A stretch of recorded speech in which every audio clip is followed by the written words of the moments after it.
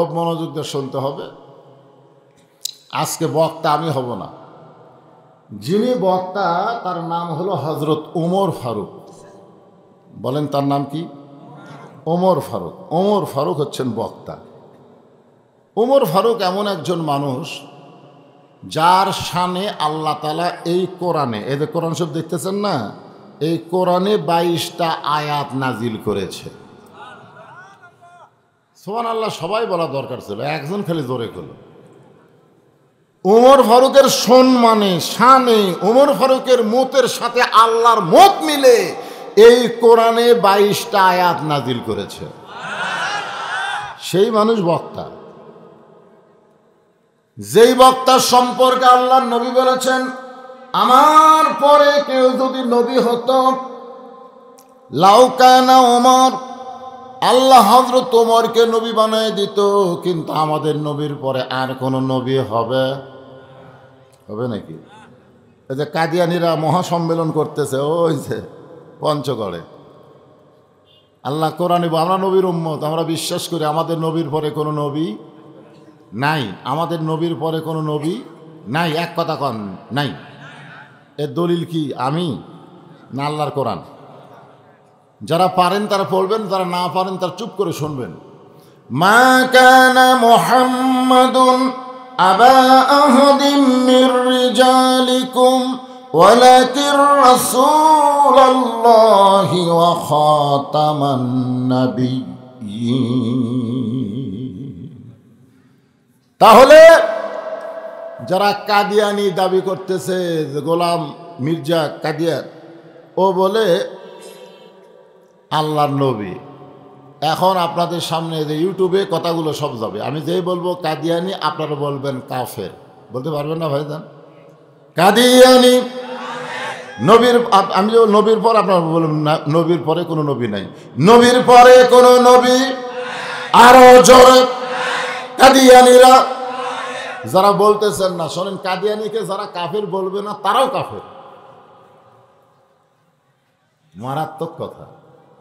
কাদিয়ানিকে যারা কাফের বলবে না তারাও কাফের। তাহলে মুখ বন্ধ হওয়ার চান্স আছে একেবারে 60 এখন, এই ওটা কিন্তু গোটা পৃথিবী চলে যাচ্ছে, বুঝছেন?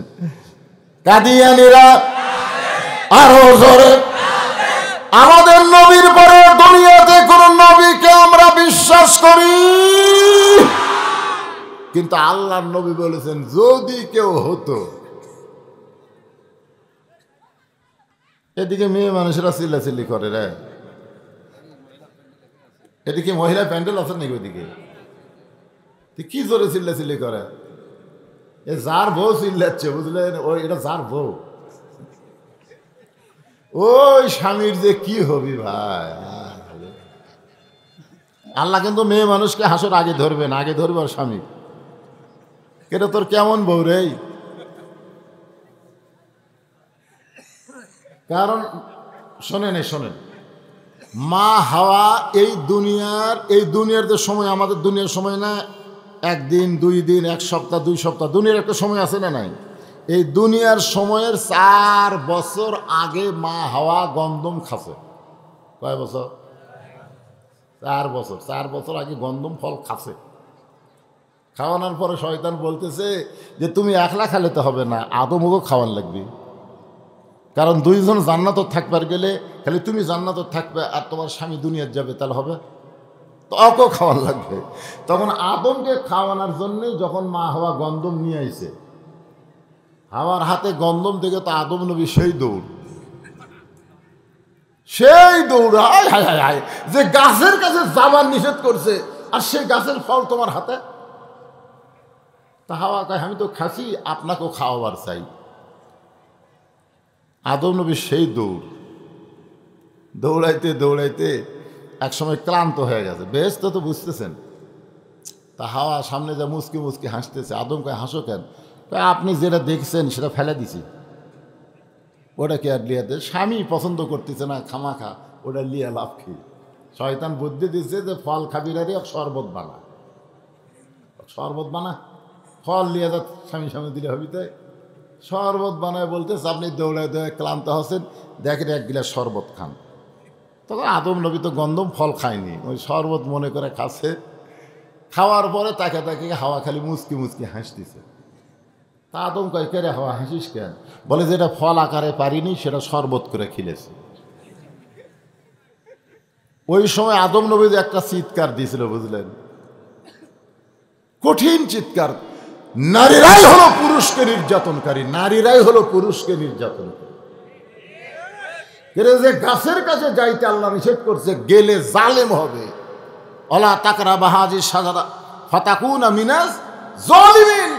আর সেই গাছের ফল তুই খালি হামাক শরবত করে খাওয়ালি, সাথে সাথে এই ডান হাতে শোনেন, দেখেন এই ডান হাত মুখের মধ্যে ঢুকায় দিয়ে একেবারে এই পর্যন্ত কবজি পর্যন্ত ঢুকা দিয়ে রক্ত বমি করছে।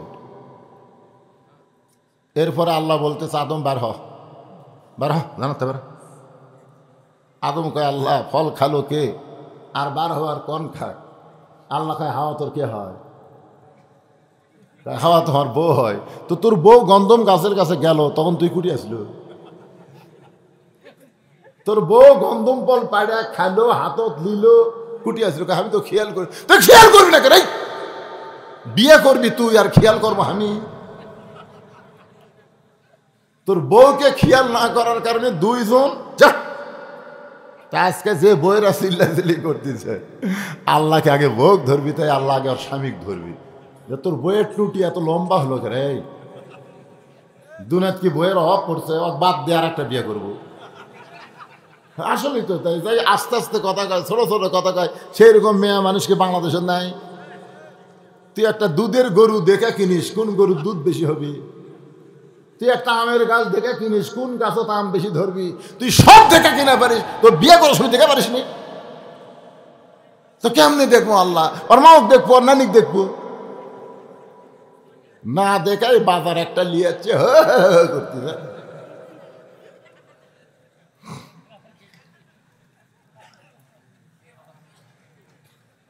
চুপ হয়ে গেছে। দেখেন, ওয়াজ বোঝে না এরা, ওয়াজ বোঝে না করে যাচ্ছে।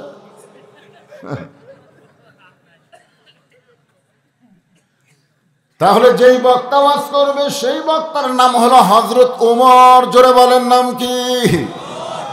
যে জায়গায় বসে ওয়াজ করবেন সে জায়গাটার নাম হলো মসজিদে নববী।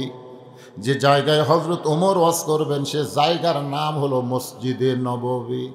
আপনার বলেন তো, বক্তা ভালো দেখলেন, কিন্তু যে জায়গায় বসে ওয়াজ করবে সে জায়গাটা কেমন জায়গা?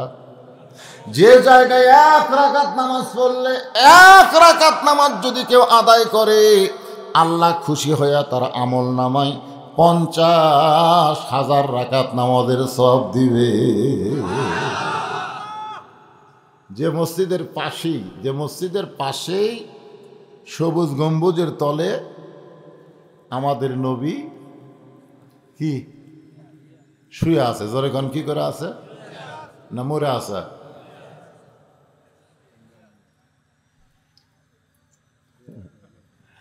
ইসলামের আলো জ্বালায়া দিয়া নবী ঘুমায়া আসেন সোনার মদিনায়। সুবহানাল্লাহ হবেন না? আজ থেকে 50 বছর আগে যখন বাংলাদেশ স্বাধীন হয় নাই, দিনাজপুরের জেলা স্কুলে আব্দুল আলিম একটা গান গাইছিল, আরব সাগর পাড়ি দিব নাই কই আমার তরি, আমি পাখি নই যে উড়ে যাব ডানাতে ভর করি, আমার স্বাদ আছে সম্বল নাই, স্বাদ আছে সম্বল নাই, করি কি উপায়, মনে বড় আশা ছিল যাব মদিনায়। ওই সময় দিনাজপুরের কেন্দ্রীয় মসজিদের হুজুর মুফতি সাহেব আব্দুল আলিমকে বলতেছে কাছে ডাক দিয়ে, আপনি গানটা একটু ভুল করলেন। তা আব্দুল আলিম বলে, কি হুজুর, কি ভুল কইছি? বলে, আপনাকে বলা লাগতো মনে বড় আশা ছিল যাব মক্কা মদিনায়। আপনি শুধু মদিনার কথা বলেন, মক্কা কেন বাদ দিলেন? আব্দুল আলিম তখন চোখের পানি বের করে বলে, হুজুর শোনেন, ওই মদিনার মানুষটাকে কেউ যদি আপন করতে পারে, মদিনার মানুষ তার সুন্নত আদর্শ কেউ যদি গ্রহণ করতে পারে তাহলে শুধু মক্কা নয়, মক্কার মালিক পর্যন্ত তার উপর খুশি হয়ে যায়। আসলে মক্কা কি? হ্যাঁ, মক্কা কি রে? মক্কা আল্লাহর ঘর, কাবা আল্লাহর ঘর। কিন্তু নবী যদি কাবার কাছে না থাকে, নবী হিজরত করে মদিনায় যাওয়ার পরে মক্কা বিজয়ের পরে নবী কাবার দরজা খুলে দেখে 360টা মূর্তি কাবা ঘরের ভিতরে। তার মানে কি বুঝলেন? যে আল্লাহর ঘর কাবা হলেও আল্লাহ কাবা সাইজ করবে না, কাবা সাইজ করতে হবে আল্লাহওয়ালাদের। জোরে কোন কথা ঠিক কিনা? মনে হয় কিছু একটা এদিকে শুরু হচ্ছে বাজার। না না না, মাহফিল কমিটির লোকজন নাই, এই নাই। এত চিল্লা ছিল তো আমি তো আপনাকে নিয়ামত করে এবারে সবচাইতে বেশি মাহফিল করতেছি। মেয়ে মানুষের তো এত চিল্লা আমি কোনো জায়গায় শুনে পাইনি। হ্যাঁ, আপনি দেখ পারবেন? উঠবে না, যাই পারবে তাই উঠবে। হ্যাঁ, যাই পারবে ওয়াজ করবে একজন, যায় আরো মেয়ে মানুষের মধ্যে সব মরদ মানুষ যাওয়া যাবি তাই। হ্যাঁ হ্যাঁ, কে চিল্লাচ্ছে? কারা চিল্লায়? ইয়ে দেওয়া আছে নাকি? প্রজেক্টর দেওয়া আছে নাকি? হ্যাঁ, প্রজেক্টর চালু আছে না বন্ধ? প্রজেক্টর বন্ধ হল, চালু আছে তো চালু থাকলে ওরা খেপে গেছে। আল্লাহর জিকির করে আবার আলোচনা শুরু করবে। একটু জিকির করেন, লা ইলাহা ইল্লাল্লাহ, লা ইলাহা ইল্লাল্লাহ, লা ইলাহা, লা ইলাহা ইল্লাল্লাহ মুহাম্মাদুর রাসূলুল্লাহ সাল্লাল্লাহু আলাইহি ওয়াসাল্লাম। একটু মনোযোগ দেন। যে জায়গায় বসে হযরত ওমর ওয়াজ করবে ওই জায়গাটা হলো মসজিদে নববী। জোরে বলেন, জায়গার নাম কি? আর ওমর ফারুকের বসে সামনে বসে যারা ওয়াজ শুনবেন তারা হলেন নবীর সাহাবী। এখন আপনারা বলেন সাহাবীরা শ্রোতা হিসাবে কেমন শ্রোতা? খালি ভালো গলে হবে নাকি? আল্লাহ কোরআন কারিমের মধ্যে বলেছেন, রাদিয়াল্লাহু আনহুম ওয়া রাদু আন যালিকা লিমান খাশিয়া রাব্বাহ। আল্লাহ নবীর সাহাবী যারা বিনা হিসাবে জান্নাত পাবে তারা। তাহলে বক্তা হিসেবে হযরত ওমর 1 নম্বর বক্তা, জায়গা হিসাবে মসজিদ নববী 1 নম্বর জায়গা, শ্রোতা হিসাবে সাহাবীরা হলো 1 নম্বর শ্রোতা। বক্তা ভালো, জায়গা ভালো, শ্রোতা ভালো। এখন বলেন ওয়াজটা কেমন হবে? জোরে বলেন, কেমন ওয়াজ হবে? আমি সেই ওয়াজটা 20 বছর পরে আপনাদের সামনে আলোচনা করতে চাচ্ছি ভাইজান। অনেক ওয়াজ মানুষ ভুলে যায়, আবার ইউটিউবারের কারণে কিছু ওয়াজ শোনে, কিছু ওয়াজ আবার শুনবার পায় না। আফসোস করে বলে, হুজুর ওয়াজ তো আমরা পুরোপুরি শুনতে পাই নাই। ইউটিউবে কি শুনছেন? তখন ইউটিউব ছিল না। আমি ওয়াজটা যখন করেছি তখন ফেসবুক ছিল না। তখন ওই যে বাটন মোবাইলের মাধ্যমে আপনারা কম্পিউটার থেকে ওয়াজ নিয়ে আসা ঘরে ঘরে শুনছেন। যে ওয়াজের একটা শব্দ হলো তোমার হুঁশ নেই। একটু মনোযোগ দিয়ে শুনবেন। 3টা বিষয় বললাম। 1 নম্বর হলো বক্তা, যেখানে 1 নম্বর কে, 2 নম্বর হলো জায়গা, 3 নম্বর হলো শ্রোতা। আপনারা এতক্ষণ পর্যন্ত শোনার পরে বললেন 3টাই 1 নম্বর। এখন ওয়াজ হবে কয় নম্বর? নাহমাদুহু ওয়া নুসাল্লি আলা রাসূলিহিল কারীম। যে বক্তাই হোক ওয়াজ শুরু করার সময় প্রশংসা করতে হবে কার? শুধু আল্লাহর প্রশংসা করলে হবে না, আল্লাহর নবীর প্রতি দরুদও পড়া লাগবে। কারণ আল্লাহর প্রশংসা দিলে ওই প্রশংসা আল্লাহর কাছে যাবে না, আসমান জমিনের মাঝখানে লটকানো থাকবে। এর সঙ্গে নবীর দরুদ যখন পড়বেন তখন ওইটা আল্লাহর দরবারে গিয়ে কবুল হবে। এখান থেকে প্রমাণ হয়ে গেল আল্লাহ পাওয়ার চাইলে নবী বিনে আল্লাহ পাওয়া যাবে না। তাহলে সবাই আমার সঙ্গে বলবেন, উপায় নাই রে, উপায় নাই রে, উপায় নাই, নবী বিনে আল্লাহ পাওয়ার উপায় নাই। কেরে যুবকেরা, তোমার গলা ছাড়ে না কে?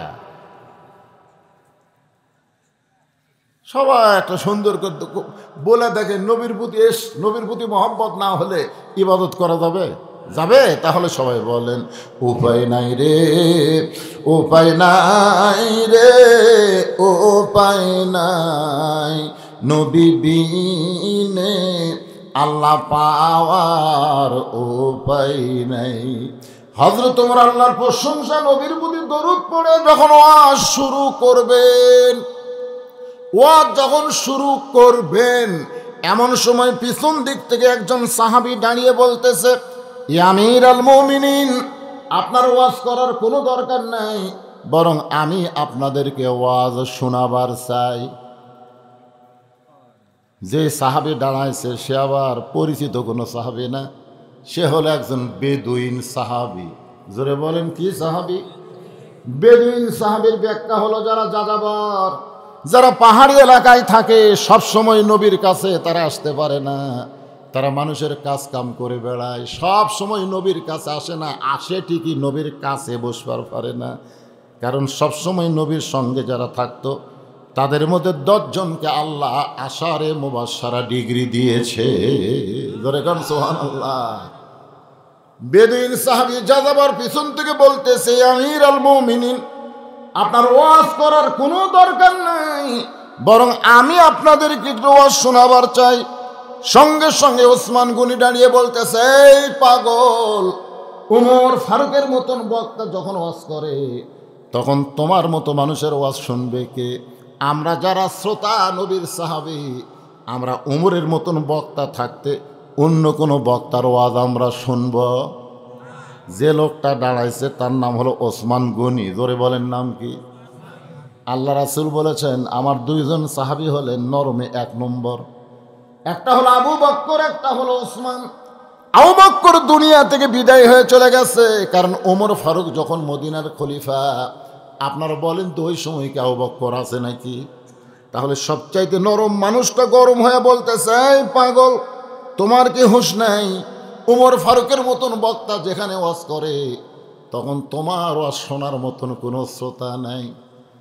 আপনাদের কে কোন দল করেন সেটা ভিন্ন কথা, কে কোন দল করেন সেটা ভিন্ন কথা, কিন্তু একটা কথা আমরা একমত হব যে এই বাংলাদেশে সাইদি সাহেবের চাইতে বড় কোনো বক্তা আছে?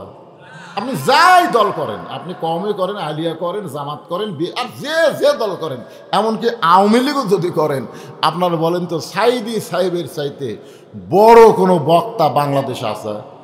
এ সবাই জোরে কোন আছে? কেউ যদি দেখবার নাও পারে, তারপরে সাইদি সাহেবের নাম শুনলে চলো যাই, ঠিক কিনা বলেন? মনে করেন আপনাকে বোঝানোর জন্য বলতেছি, যেখানে সাইদি সাহেব বসে ওয়াজ করতেছে আর আমি পিছন থেকে বলতেছি, হুজুর আপনার ওয়াজ আমরা শুনবো না, আমি একটু ওয়াজ করবো, আপনাকে শোনাবার চাই, আপনারা আমাকে চান্স দেবেন। তাহলে ওসমান গনি ঠিক করছে না ভুল করছে? কিন্তু হযরত ওমর আল্লাহর কোরআন থেকে তেলাওয়াত করলেন, আতিউল্লাহ ওয়া আতিউর রাসূল ওয়া উলিল আমরি মিনকুম, আল্লাহর আনুগত্য করো, নবীর অনুসরণ করো, আমি যে তোমাদের আমির, তোমরা কি আমাকে মানো? সমস্ত সাহাবী বলতেছে, 1 বার মানি, 100 বার মানি, 1000 বার মানি। ওমর ফারুক বলতেছেন, তাহলে আমি চেয়ারে বসে থাকার পরে ওসমান গনি তুমি কেমনে দাঁড়ালা? বরং তুমি বসো। ওসমান গনিকে হযরত ওমর বসায় দিয়া এইভাবে জোড়হাত করে ওমর ফারুক বলতেছেন, ভাই তুমি যখন ওয়াজ করবার চাও, আমি ওমরের কোনো আপত্তি নাই। এখান থেকে কি প্রমাণ হলো? ওমর ফারুক যখন নবীর সাহাবী ছিলেন, তখন 1 নম্বর গরম ছিলেন। 1 নম্বর গরম, রাস্তা দিয়ে যদি যায় শয়তানও 40 দিন যাইতে ভয় পায়। জোরে কোন সুবহানাল্লাহ। কিন্তু ওমর ফারুক যখন খলিফা হলেন, তখন তার মতন নরম মানুষ কেউ ছিল না। জোরে কোন সুবহানাল্লাহ। কারণ আল্লাহর কোরআনের আইন তার উপরে, ইন্নাল্লাহা ইয়ামুরুকুম আন তুআদ্দুল আমানাতি ইলা আহলিহা ওয়া ইযা হাকামতুম বাইনান নাস আন তাহকুমু বিল আদল। জোরে বলেন আল্লাহু আকবার। এমন নরম ছিলেন যখন খলিফা তখন ওমর ফারুক কি গরম না নরম? রাতের বেলা মদিনার অলিগলি ঘুরতেছে, দেখে তাঁবু টাঙ্গানো আছে, তাঁবুর বাইরে একটা লোকটা উত্তরে যায় দক্ষিণে যায়, উত্তরে যায় দক্ষিণে যায়। ওমর ফারুক লোকটাকে শান্ত করার জন্য, আল্লাহ রাসূল বলেছেন কোনো অশান্ত মানুষকে যদি শান্ত করতে চাও তাহলে তাকে সালাম দাও। যেরকম কি দাও? ওমর ফারুক রাত্রে লোকটাকে সালাম দিচ্ছে, আসসালামু আলাইকুম। লোকটা সালামের উত্তর দেয় না। ওমর ফারুক মনে করছে কানে কম শোনে, জোরে আসসালামু আলাইকুম। লোকটা সালামের উত্তর দেয় না। ওমর ফারুক মনে করছে বোধহয় বুঝেই না সালাম রে। কাছে যায় হাত, আসসালামু আলাইকুম। লোকটা বলতেছে এই তুই আমার সালাম দিস, আমি সালামের উত্তর দেই না, তারপরে আবার দেশ। তার মানে তুই সালামের উত্তর বুঝিস? ওমর ফারুককে ওই লোকটা বলতে তুই সালামের উত্তর বুঝিস? যে ওমর রাস্তাতে গেলে শয়তান কয়দিন যায় না, আর সেই ওমরকে লোকটা বলতে তুই কি সালামের উত্তর বুঝিস? ওমর ফারুক চোখের পানি বের করে বললেন, ভাই আমার মতন বোকা মানুষ এই দুনিয়াতে কেউ নাই, তাহলে সালামের অর্থটা কি তোমার কাছে আমি জানবার চাই। অর্ধ পৃথিবীর খলিফা হযরত ওমর চোখের পানি বের করে বলতে, সালামের অর্থটা বলো, শুনতে চাই। লোকটা বলে, সালামের অর্থ হলো আল্লাহ রহমত তোমার উপর বর্ষিত হোক। ওমর ফারুক বলে, এই জন্যই তো তোমাকে সালাম দিলাম, তুমি উত্তর দিকে দক্ষিণ দিকে যাওয়া আসা করতেছ, আল্লাহ রহমতে তুমি যেন ধৈর্য ধারণ করো। বলে, প্রতীক তুই জানিস না আমার বাড়ি হলো অমুক জায়গায়, আমি গভীর রাত্রে আমার গর্ভবতী বউকে নিয়ে আমি অমুক কবিলায় যাওয়ায়, অমুক গ্রামে যাওয়ায় নিয়ত করেছি, কারণ ওই গ্রামটা হলো আমার শ্বশুর বাড়ি। দিনের বেলার চাইতে কোরআনের আইন যখন চালু হবে তখন রাতের বেলা মানুষ চলাচল করতে আরাম পাবে। ধরে কারণ সুবহানাল্লাহ। আমার গর্ভবতী বউকে নিয়ে আমি আমার শ্বশুর বাড়িতে রওনা দিলাম রাতের বেলায়, কিন্তু এই মাঝপথে আমার বউয়ের প্রসব বেদনা এত বাইরে গেছে, আমি তাঁবু টাঙ্গায় দিয়ে সেই তাঁবুর মধ্যে আমার বউটা প্রসবের বেদনায় চিল্লাচিল্লি করতেছে। আমি হতবাগা স্বামী কি করব, এই জন্যে বাহিরে ঘোরাফেরা করতেছি। ওমর ফারুক লোকটার কপালে একটা চুমা দিয়ে বললেন, ভাই অধৈর্য হয়েও না, আমার বাড়িতে ভালো একটা ধাত্রী আছে, আমার কাছে একটা ভালো ধাত্রী আছে যে সন্তান ঠিক মতো ধারণ করতে পারে। এই বলে হযরত ওমর এক দৌড়ে বাড়িতে আসলেন, দরজায় ডাকলেন, আব্দুল্লাহর মা। ওমর ফারুকের একটা ছেলের নাম হলো আব্দুল্লাহ, যে আব্দুল্লাহর যোগ্যতা হলো 6 লক্ষ হাদিসের হাফেজ, আবার 30 পারা কোরআনের হাফেজ। আপনাকে বলতে চাইতাম না, আজকে যখন ধরা পড়ে গেছি তাহলে শোনেন, আপনি যখন বাড়ি থেকে বার হয়ে যান, আমি কোনোদিন বিছনায় ঘুমাই না, আমি সব সময় দরজার কাছে দাঁড়িয়ে আল্লাহর কাছে দোয়া করি, আল্লাহ যেদিন থেকে আমার স্বামী মদিনার খলিফা হয়েছে সেদিন থেকে মানুষের খাদিম হয়ে গেছে, মানুষের চাকর হয়ে গেছে, মানুষের দুঃখ কষ্ট দেখার জন্য রাতের বেলা বের হয়ে যায়। আমার স্বামীকে তুমি হেফাজত করো আল্লাহ। ওগো স্বামী, তুমি ঘুরবা রাস্তায় রাস্তায়, আর আমি আরামের বিছনায় ঘুম পাড়বো, এমন আব্দুল্লাহর মা আমি নই। তাহলে প্রতিদিন তাহাজ্জুদের নামাজের সময় আসেন, আজকে এত তাড়াতাড়ি কেন আসলেন? ওমর ফারুকের আব্দুল্লাহর মা, জান্নাতে যদি যাবার চাও তাহলে তাড়াতাড়ি অস্ত্র নিয়ে বার হও। বলে, কিসের অস্ত্র? বলে, একটা প্রসবের বেদনায় কান্না, মেয়েটা প্রসবের যাতনায় অস্থির, মেয়েটার বাচ্চা ধরা লাগবে। এখন অস্ত্র নিয়ে বউকে নিয়ে চলে গেছেন, তাঁবুর ওপার থেকে ভিতর দিকে ঢুকাইয়া দিয়েছেন। কিছুক্ষণ পরে ওমর ফারুকের বিবি ডাকতে বলে, ইয়া আমিরুল মুমিনিন, আপনার বন্ধুকে খবর দেন, আপনার বন্ধু একটা পুত্র সন্তানের বাবা হয়ে গেছে। আপনারা তো সুবহানাল্লাহ বলতেছেন, কিন্তু লোকটা থরথর করে কাঁপতেছে। ওমর ফারুক বলে, ভাই কাঁপার কারণ কি? বলে, আপনি অর্ধ পৃথিবীর খলিফা হয়ে আমারে 3-3বার সালাম দিয়েছেন, আমি সালামের উত্তর দেইনি, আপনার সঙ্গে খারাপ ব্যবহার করলাম, এরপরেও আপনার বউ দিয়া আমার গর্ভবতী বিবির বাচ্চা খালাস করলেন। ওমর ফারুক বলে, আল্লাহর বান্দা, যতদিন আমি নবীর সাহাবী ছিলাম ততদিন আমি বড় গরম ছিলাম রে, কিন্তু যেদিন খেলাফতের দায়িত্ব পাইছি সেদিন থেকে আমার চাইতে নরম মানুষ আর দুনিয়াতে কেউ না। সুবহানাল্লাহ। ওমর ফারুক বেদুইন সাহাবীকে কাছে ডাকলেন।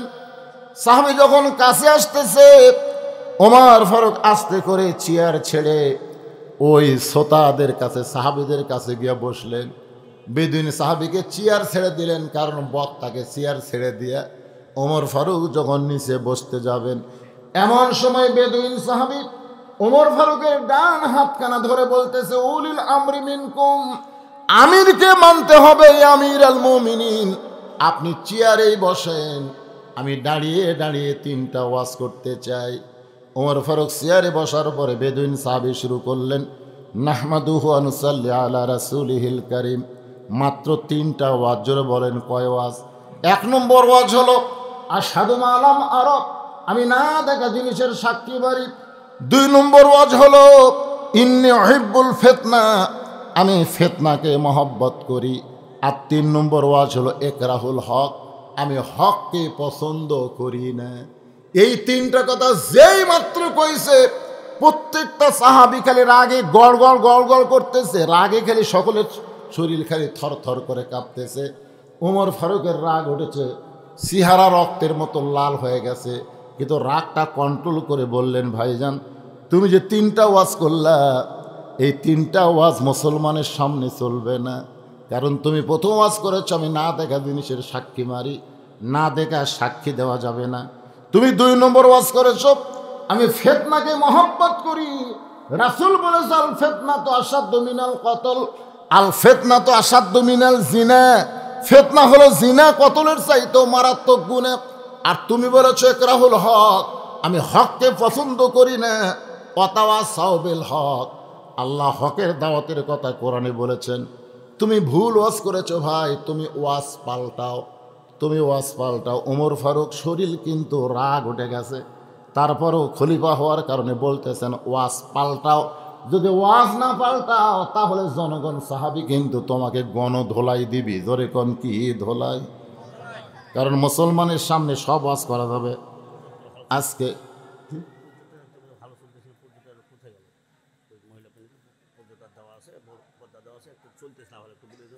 এই প্রজেক্টর ভাই কোথায় গেছে? তাই তো হয়েছে, আপাতত বন্ধ আছে, চলতেছে বোধ এখন। এই প্রজেক্টর ভাই, তাই তো কই মেয়ে মানুষ হয়েছে করে কেন? এই প্রজেক্টর ভাই দেখেন, খেয়াল করে, একটা ভালো চলতেছে না, সেটা ভালো করেন। এখন আলোচনাটা একটু খেয়াল করবেন। আমাদের বাংলাদেশে শোনেন, 90% মুসলমানের দেশে একজন নারী আছে, সেই নারী ওয়াজ করে, তারপর যা সব জায়গা তো ওয়াজ করে না, একেবারে সবচাইতে দামি জায়গা সংসদে ওয়াজ করে। কি ওয়াজ করে? কি শুনবেন ওয়াজ? আগে করের মন আখেরের কাজ, ধ্যান যোগে হয় দিলের নামাজ, ও তোমার পাঞ্জে গানা নামাজ পড়া লাগবে না, ওরে শরীয়তের মৌলানা, চোখ 2টা করলা কানা, মনের পর্দা বড় পর্দা তোমরা খুঁজা পাইলা না, তেতুল হুজুর বুঝলো না। এই গান যখন সংসদে গাইছে তখন স্পিকার সাহেব কি বলছে? গান পাল্টাও। পাল্টাবার কাছে বরং স্পিকার বলেছে আর একটা গান গাও, আর একটা গান গাও। কারণ যেই নামাজ সম্পর্কে রাসূল বলেছেন লা সালাতা লা ঈমান, যার নামাজ নাই তার ঈমান নাই। যেই নামাজ সম্পর্কে রাসূল বলেছেন লা সালাতা লা দীন, যার নামাজ নাই তার কোনো ধর্ম নাই। যে নামাজ সম্পর্কে রাসূল বলেছেন বাইনাল আবদি ওয়াল কুফরি তরকুস সালাত, বান্দার কাফের মধ্যে পৃথক করার জিনিসটার নামই হলো নামাজ। আর মমতাজ কইল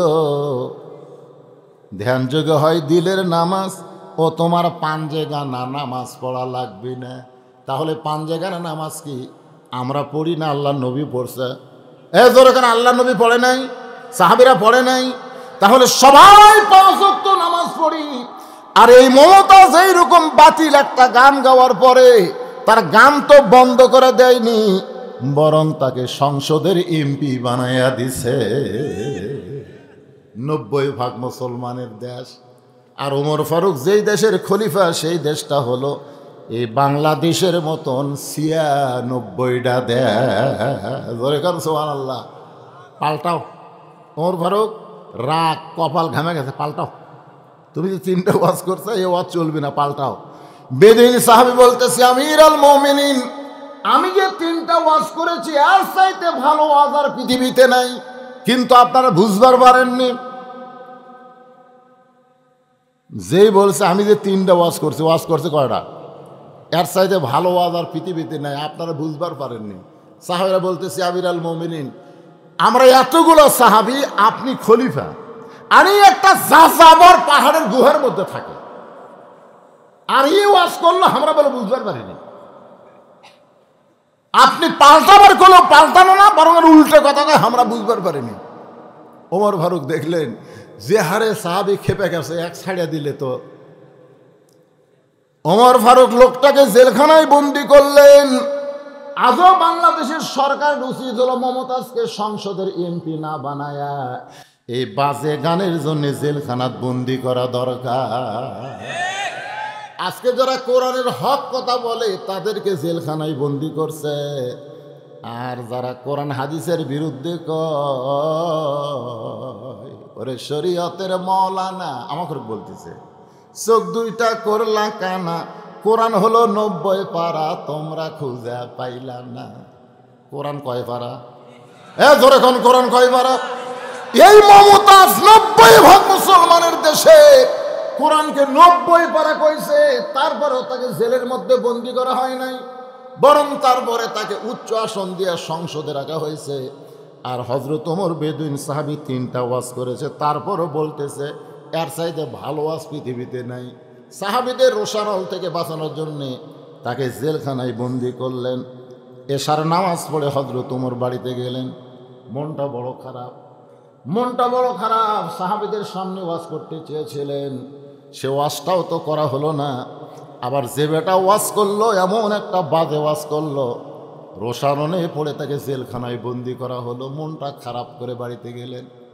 এশার নামাজ না পড়ে হযরত ওমর রাতের খাওয়া কোনোদিন খান না। সুবহানাল্লাহ। আপনারাও নিয়ত করবেন, আমরা রাতের খাওয়া খাবো এশার নামাজের আগে না পরে। আমরা দুপুরের খাওয়া খাবো জোহরের নামাজের আগে না পরে। সবাই নিয়ত করেন, এই 2টা খাওয়া 2 নামাজের পরে খাবে, নামাজের মধ্যে মজা পাবেন। এই যে এশার আগে যারা খাচ্ছে সমানে খালি মারতেছে। শোনেন, পেট ভরা অবস্থায় নামাজ পড়াতে কতদূর কষ্ট হয়। আজ থেকে আপনারা এরকম নিয়ত করতে পারবেন যে হুজুর আমি ঈশার নামাজ না পড়ে রাতের খাওয়া খাবো না। পারবেন? নিয়ত করতে পারবেন? জোহরের নামাজ না পড়ে আমি দুপুরের খাওয়া খাবো না। নিয়ত করেন, খালি নিয়ত করেন, দেখেন এই 2 নামাজের প্রতি আকর্ষণ আপনার বাড়াতে হবে, খাওয়ার উপর আল্লাহ রুচি দিবে। সুবহানাল্লাহ। ওমর ফারুক এশার নামাজ পড়ে বাড়িতে ঢুকে থাকে, দস্তরখানায় খাবার রেডি করে দিয়ে বউ দূরে দাঁড়িয়ে থাকে। ওমর ফারুকের সামনে বউ দাঁড়িয়ে থাকতে পারে না। আব্দুল্লাহর মা বড় শরম, দূরে দাঁড়িয়ে থেকে দেখে ওমর ফারুক খাবার পরে 2 হাত তুলে আল্লাহর কাছে দোয়া করে। এটা কিন্তু বউয়ের সামনে করা যায় না। বউ দূরে দাঁড়িয়ে আছে আর ওমর ফারুক দোয়া করতেছে, আল্লাহ যে বউটা আমাকে এত সুন্দর করে রুটি হালুয়া তৈরি করে দিল, আমার সেই বউটাকে তুমি জান্নাত দিও আল্লাহ। আল্লাহ আমি ওমর যখন জান্নাতে যাব, আমি আব্দুল্লাহর মাকে নিয়ে জান্নাতে থাকবার চাই। জান্নাতে আমার হুর গেলমানের কোনো দরকার না। সুবহানাল্লাহ। এইরকম দোয়া শুনে বউ খুশি হবি না বেজার হবি? কারণ ওমর ফারুক জানে যে বেহেশতে যতই হুর থাক আমার বউয়ের চাইতে সুন্দর না। সুবহানাল্লাহ। আপনারা কি মনে করেন বেহেশতে যতই হুর থাক আপনার বউয়ের চাইতে সুন্দর না? তার প্রমাণ হলো সূরা 3 পড়েন। আল্লাহ 4টা কসম খাইছে, জোরে কোন কয় কসম? ওয়াত্তিন ওয়াজ্জাইতুন ওয়াতুরি সিনিন ওয়াহাযাল বালাদিল আমিন। চারটা কসম খাওয়ার পরে আল্লাহ বলতেছেন লাকাদ খালাকনাল ইনসানা ফি আহসানি তাকওয়িম। আহসানি তাকওয়িম আলেম ওলামারা বুঝতেছে এই চেহারাটা চারবার আল্লাহ কসম খায় কইছে মানুষের চেহারা সর্বোত্তম সুন্দর করে আমি আল্লাহ সৃষ্টি করেছি। আপনারা বলেন তো আপনার বউ মানুষ না হুর মানুষ? কথা কয় না, কথা কন না কেন? আপনার হুর মানুষ না বউ মানুষ? তো তাহলে এখন আপনার বলেন আল্লাহর কোরআন অনুযায়ী হুর সুন্দর না বউ সুন্দর? জবান খুলে বলা লাগবে, যেই বলবো হুর সুন্দর না বউ সুন্দর, আপনার যেটা কোরআন হিসেবে দলিল দিয়েছে সেটা আপনারা বলবেন। হুর সুন্দর না বউ সুন্দর? আরো জোরে বলেন কি সুন্দর? জোরসে বলুন। শুনবার পাচ্ছে না, ওরা শুনবার পাচ্ছে, একটু জোরে কর না কেন? হুর সুন্দর না বউ সুন্দর? নামাজ পড়ে ফজর নামাজ পড়ে দোয়া করতেছে আল্লাহ আল্লাহ আল্লাহ আমাকে জান্নাত দিও, আল্লাহ আল্লাহ জান্নাত একটা হুর দিও আল্লাহ। বউ চিন্তা করে কে রে জান্নাত পড়তে বুঝে পেলাম, কিন্তু হুর কি? নামাজ শেষ করলে বলতেছে কেন স্বামী তুমি যে হুর চাইলে হুর কি? বলে হুর হলো সুন্দরী, তোর মতন বেসাই জানা। দুনিয়াতে ঠকছি ঠকছি, মরার পরে আর ঠকবো না, এই জন্য জান্নাত আল্লাহ হুর, আল্লাহ তাআলা আমাকে হুর দেয়। বউ চিন্তা করে কারেন্ট গেলে আমি পাঁকা হাঁকাই, ওর ফাটা পাওয়াত আমি ভেজলিন দিয়ে দিই, ওর সামনে 3 বেলা আমি খাবার বেড়া দিই, লবণ কম হলে সেই গরম হয়, তেল বেশি হলে ওরে বাবারে খাবার চায় না। আর যে হুর ওর কোনো খেদমতি করে না, ওই তাকি চায়, তারা হামাক চায় না, তা আমি খামাকে ধান্দা। পরদিন ফজর নামাজ পড়ে বউ দোয়া করতেছে আল্লাহ জান্নাত দিও, আল্লাহ জান্নাত একটা হুরে দিও। স্বামী বলে কে রে বিবি হুরা কি? বলে হুরার মতন সুন্দর, হুরা একটা সুন্দর যুবক, তোমার মতন পাও ফাটা না। আপনারা বলেন তো ফেতনা বাড়বে না কমবে? এই জন্যে জান্নাতের হুরের কোনো চিন্তা নাই, আমার চিন্তা হলো আমার বউটা যদি জান্নাতি হয়। আল্লাহ রাসূল বলেছেন তোমার বউ যখন জান্নাতি হবে তখন জান্নাতি হুরের চাইতেও তোমার বউয়ের চেহারা আল্লাহ কোটি গুণ সুন্দরী বানায়া তোমার বউটাকে জান্নাতের হুরের নেত্রী বানায়া দিবে। ওমর ফারুকের বিবি দূরে দাঁড়িয়ে থেকে স্বামীর খাওয়া দেখে আর দোয়াটা শোনে, কিন্তু আজকে হযরত ওমর খাবার বসে আল্লাহুম্মা বারিক লানা ফিমা রাযাকতানা ওয়াকিনা আযাবান নার, এই দোয়াটা পড়ে যখন রুটি ছিঁড়ে হালুয়া নিয়ে লোকমা মুখে দিবে, এমন সময় ঈমান বলতেছে ওয়াইযা হাকামতুম বাইনান নাস আন তাহকুমু বিল আদল। ওমর তোমাকে ক্ষুধা লাগতেছে আর তুমি খাইতেছো, কিন্তু যাকে জেলখানায় বন্দি করেছ সে বেদুইন সাহাবী খাইছে কিনা একটা বার কি তার খবর নিছ? সুবহানাল্লাহ কর না খান। তোমারে ক্ষুধা লাগতেছে আর তুমি খাইতেছো ওমর, কিন্তু যাকে কারাগারে বন্দি করছো সেই বেদুইন সাহাবী খাইছে কিনা একটা বার কি তার খবর নিছ? সঙ্গে সঙ্গে হযরত ওমর ঈমানের দাবিতে নিজের রুটি আর হালুয়া টোপলা করে যখন বের হয়ে যায়, ওমর ফারুকের বিবি চমকে গেল। যেই স্বামী খায়া আমার জন্য দোয়া করে আর সেই স্বামী না খায়া টোপলা নিয়ে কোথায় গেল? ওমর ফারুক গভীর রাত্রে বেদুইন সাহাবীর জেলখানার দরজায় সালাম দিয়ে বলে ভাইজান এই দেখো তোমার জন্য রুটি আর হালুয়া নিয়ে আইছি। বেদুইন সাহাবী মুচকি মুচকি হাসি আর বলে আল্লাহর কোরআন দিয়ে যখন রাষ্ট্র চলে তখন নেতা খাওয়ার আগে কয়েদির খাওয়া আগে হয়। সুবহানাল্লাহ। আল্লাহর এই কোরআন দিয়া যখন রাষ্ট্র চলবে তখন নেতারা খাওয়ার আগে দুঃখী মানুষেরা আগে খাবে। সুবহানাল্লাহ। কিন্তু আজকে আমাদের বাংলাদেশে মানুষের তৈরি করা আইন দিয়ে দেশ চলে, যার কারণে গরিবেরা খাবার পায় না আর নেতারা খাইয়া খাইয়া হুঁশ পায় না। জোরে কর ঠিক কিনা? এই যে নেতার খাওয়া, মাঝে মাঝে ফেসবুকে দেখা যায় এক নেতার সামনে প্রায় 42 আইটেমের তরকারি। হ্যাঁ, নেতা তাকায় আছে, নাম হলো নেতার নাম হল হাসান মাহমুদ চৌধুরী। আমি নিজে দেখছি 42 আইটেম, মুখের সব ইলিশ কাতু যা আছে সব দিচ্ছে। নেতা খাবি কিরে?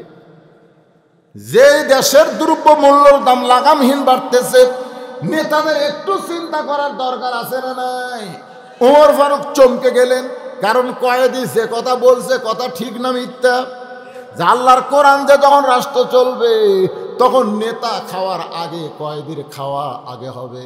উমর ফারুক বাড়িতে চলে গেলেন, নিজের বিছনায় যখন ঘুমাতে যাবেন বউ বলে, স্বামী গো, আমি দূর থেকে কিন্তু দেখতে পেয়েছি আপনি কিন্তু খাবার খান নাই, খাবার টোপলা করে কোথায় যেন পৌঁছায় দিলেন।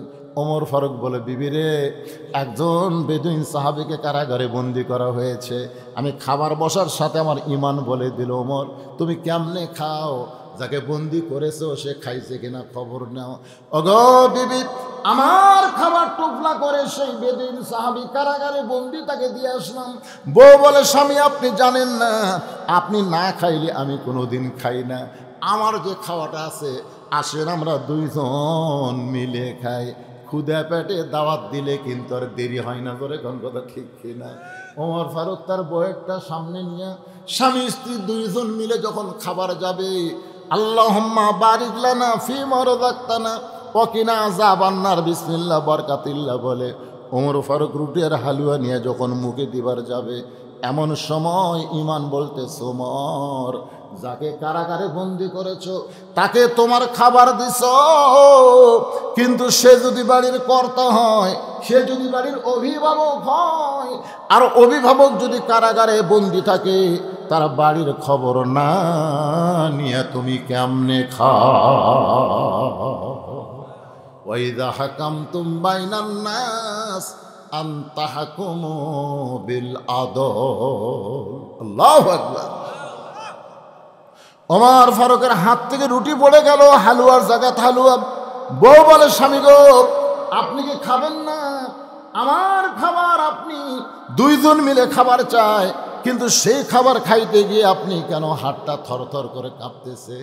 ওমর বলে, বিবি রে, যাকে কারাগারে বন্দি করেছি তার কাছে আমার খাবার পৌঁছায় দিলাম, কিন্তু তোমার খাবার যখন খাইতে যায় তখন আমার ইমান বলতেছে সে যদি বাড়ির কর্তা হয়, আর বাড়ির কর্তা যদি কারাগারে বন্দি থাকে, তার বাড়ির খবর না নিয়ে তুমি কেমনে খাও?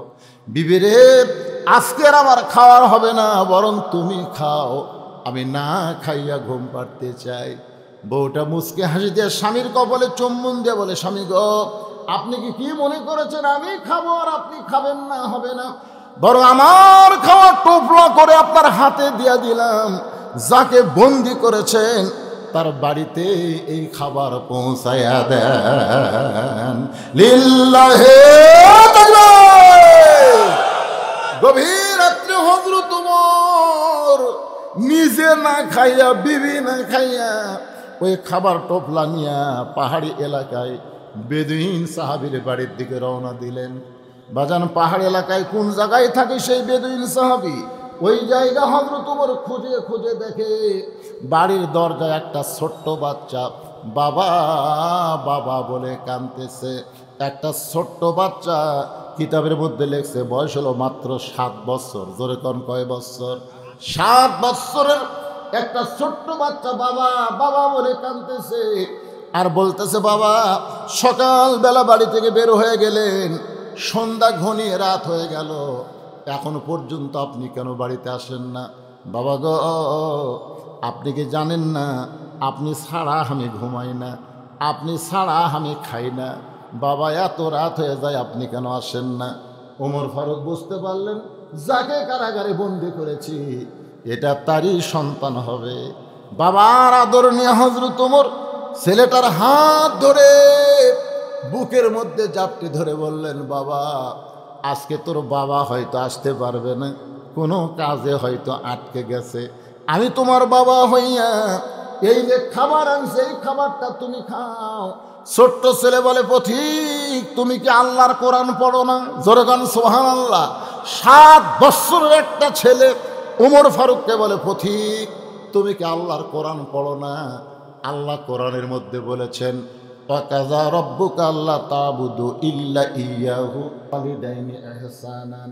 রে দুনিয়ার সন্তানেরা, আল্লাহর ইবাদতের পরেই তোমাদের 2 নম্বর দায়িত্ব হলো বাপ মার প্রতি ইহসান করা, দয়া করা, ভক্তি করা। আমার কলিজার মধ্যে আমার বাবা ছাড়া অন্য কারো জায়গা নাই। তুমি যতই বাবার দরদ দিবার চাও, আমি তোমার দরদ গ্রহণ করব না। জোরে কর না সুবহানাল্লাহ। তুমি আমার বাবা হয়ে আমার দয়া করবা, কিন্তু আমার এই কলিজার মধ্যে আমার বাবা ছাড়া অন্য কারো জায়গা, জোরে কর, অন্য কারো জায়গা আমাদের কলিজার মধ্যে। সেই রকম গরু কিনছে রে, 1.5 লাখ টাকার গরু, গলাত মালা দিয়া। বাবার দরবারেতে কেউ ফেরে না খালি হাতে। নিজের বাপের সামনে দিয়ে যায়, কতগুলা বান্দর আছে, নিজের বাপের সামনে দিয়ে যায়, শ্বশুরক সালাম দেয়, আসসালামু আলাইকুম আব্বা, কেমন আছেন আব্বা, আম্মা কেমন আছে, চলেন আব্বা চা খাই।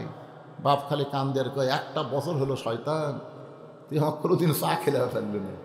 আর তোর শ্বশুর যখনই আসে আব্বা আব্বা করিস, তোর কলজাত কার জায়গা দিছ রে, আমার জায়গা নাই। এরকম পাটা আছে না নাই, জোরে কান আছে না নাই?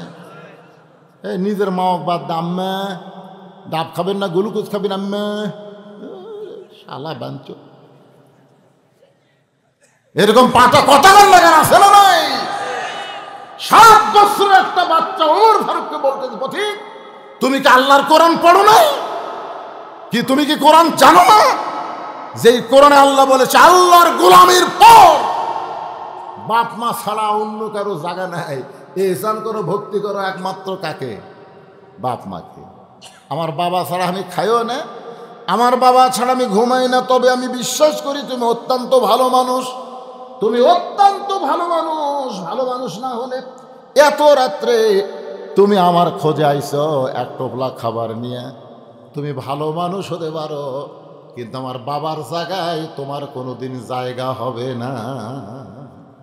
সঙ্গে সঙ্গে হযরত ওমর ওই 7 বছরের বাচ্চাকে কাঁধে তুলে নিলেন।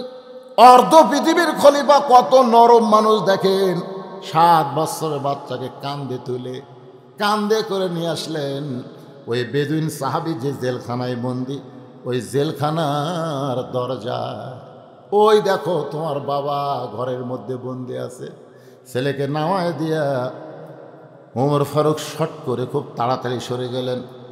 একটু সরে গিয়ে শুনতেছেন, দেখি ছেলে বাবার সম্পর্ক কি হয়, বাবা ছেলের সম্পর্ক একটু দেখার দরকার আছে না নাই। ওমর ফারুক একটু সরে গিয়া শুনতেছে, ছেলে দরজাত গিয়ে বলতেছে, বাবা সকালবেলা বাড়ির থেকে বার হতো, সন্ধ্যার সময় তুমি বাড়ির যাও, তুমি বাড়ির না গেলে আমি খাই না ঘুমাই না, তুমি জানো না? বাপ বলতেছে, আমি তো যাবার চাই, কিন্তু আমাকে যে বন্দি করছে। সঙ্গে সঙ্গে ছেলে চিল্লায় বলে, বাবা কে তোমাকে জেলখানায় বন্দি করছে? একবার খালি নাম কও, আমি তার সাইজ করবো, তার নাম কও। ওমর ফারুক দূর থেকে শুনতেছে আর হাসতেছে। এটাই হলো আসল সন্তান, সুবহানাল্লাহ। এরাই হলো আসল বাপ। কে তোমাকে বন্দি করছে আব্বা? খালি কোন নাম কও। কে তোমাকে ভাত খাবার দেয়নি আব্বা? পান্তা দিছে। মানে ওর বাপ আসলে গরম ভাত দেয়, আর শ্বশুরও পান্তা দেয়, পান্তা, শ্বশুর পান্তা। এরকম বউ আছে না নাই? কথা কোন আছে না নাই? কে দিছে আব্বা তোমার পান্তা? কে দিছে? নাম কও। যদি কয় তোর বউ দিছে, 2 তালাক, 3 তালাক। আমার শ্বশুরক দিবি 14 আইটেমের তরকারি, আর আমার বাপক দিবি 22টা বিস্কুট। কথা কন, কে দিছে? কে 22টা বিস্কুট কে দিছে? তো সে বউ থোয়া যাবি? খালি বলতেছে, আব্বা খালি নাম কও, তোমাকে জেলখানাত কে বন্দি করছে? খালি নাম কও, আমি তাকে সাইজ করবো, বাবার নাম কও। বাবা কাছে ডেকে বলতেছে, চিল্লা চিল্লি করিস কেন? তুই কি জানিস তোর বাবাকে কে জেলখানায় বন্দি করছে? বলে খালি নাম কও, জানবাড়িতে চাচ্ছি। বলে পাগলে চিল্লা চিল্লি করিস না, যে তোর বাবাকে জেলখানায় বন্দি করেছে সে হলেন অর্ধ পৃথিবীর খলিফা হযরত ওমর। যেই কইছে সঙ্গে সঙ্গে ছেলেটা জেলখানার দরজাত বসে পড়েছে। জেলখানার দরজাত বসে পড়ে বলতেছে, বাবা তুমি মারাত্মক অন্যায় করেছো বাবা, তুমি মারাত্মক অন্যায় করেছ। ওই মহামানব যখন তোমাকে জেলখানায় বন্দি করেছে, তাহলে আমার মনে হয় তোমার বড় দোষ আছে বাবা। আপনারা বলেন তো। কিছুক্ষণ আগে যেই ছেলেটা বললো খালি নাম কও, কিন্তু নামটা শোনার পরে সেই ছেলেটা কাঁদতেছে আর বলতেছে, বাবা তুমি মারাত্মক দোষ করেছো বাবা। কারণ ওই মহামানব যখন তোমাকে বন্দি করেছে, এই মহামানবের খবর কিন্তু ছেলে জানে না, ওই ছেলের বাবা গল্পে গল্পে শোনাইছে। সুবহানাল্লাহ। আপনাকে ছেলেদের কি দেন যখন কান্দে? আমাকে হুজুর দোয়া দেন তো। দোয়া পড়া দিলাম, কান্দন থামে না। তেল পড়া দিলাম, কান্দন থামে না। পরে মা ও কয়, হুজুর আপনাকে দোয়া দুরুদের বরকত নাই। এক মাস পরে বললাম, মা কান্দে কার? কান্দে না। কান্দে না কেন? আর বাপ একটা মোবাইল কিনে দিছে হুজুর।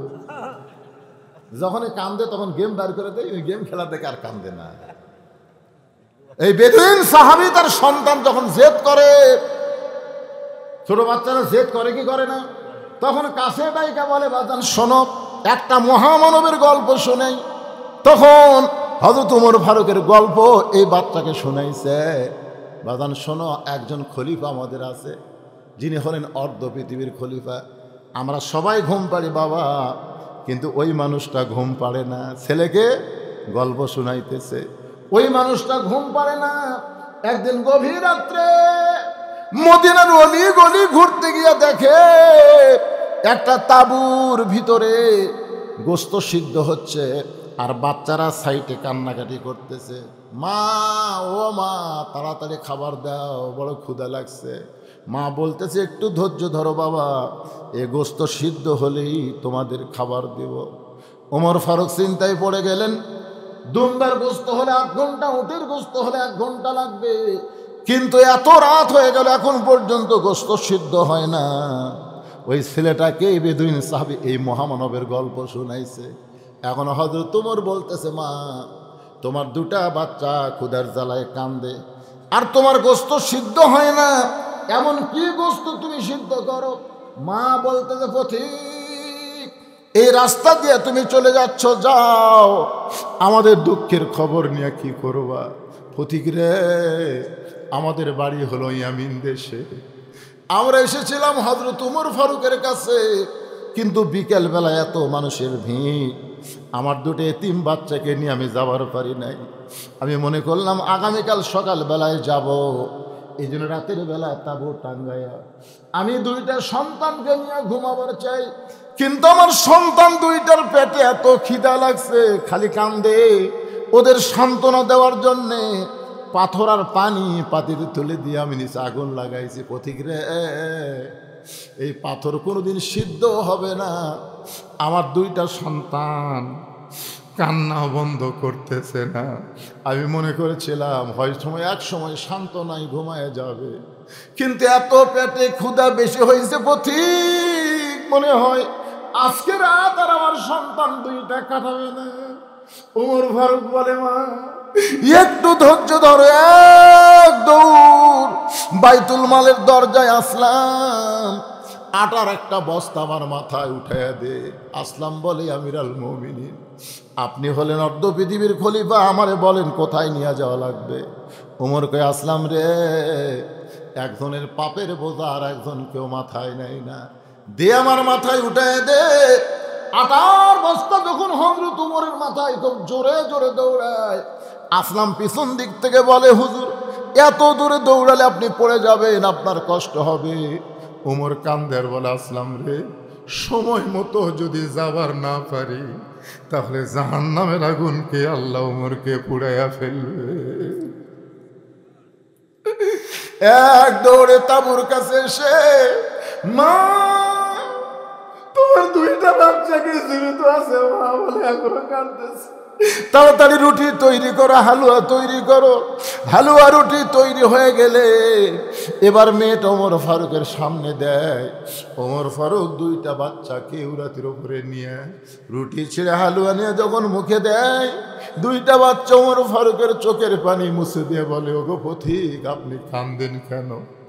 আমাদের বাবার চাইতেও আপনি বাবার দরদ দিয়ে আমাদেরকে খাওয়াইতেছেন, আপনি কাঁদেন কেন? ওমর 2 হাত তুলে বলে, আল্লাহ এই অধমকে তুমি জাহান্নামের আগুন থেকে বাঁচায় দাও। মা চিল্লাই বলে, কে গো তুমি? এত ভালো মানুষ হওয়ার পরেও জাহান্নামের আগুন থেকে বাঁচার জন্য কান্দ। যদি উমর খলিফা না হইয়া আল্লাহ তোমাকে মদিনার খলিফা বানাই দিত, তাহলে আল্লাহ মদিনাকে জান্নাত বানাইতো।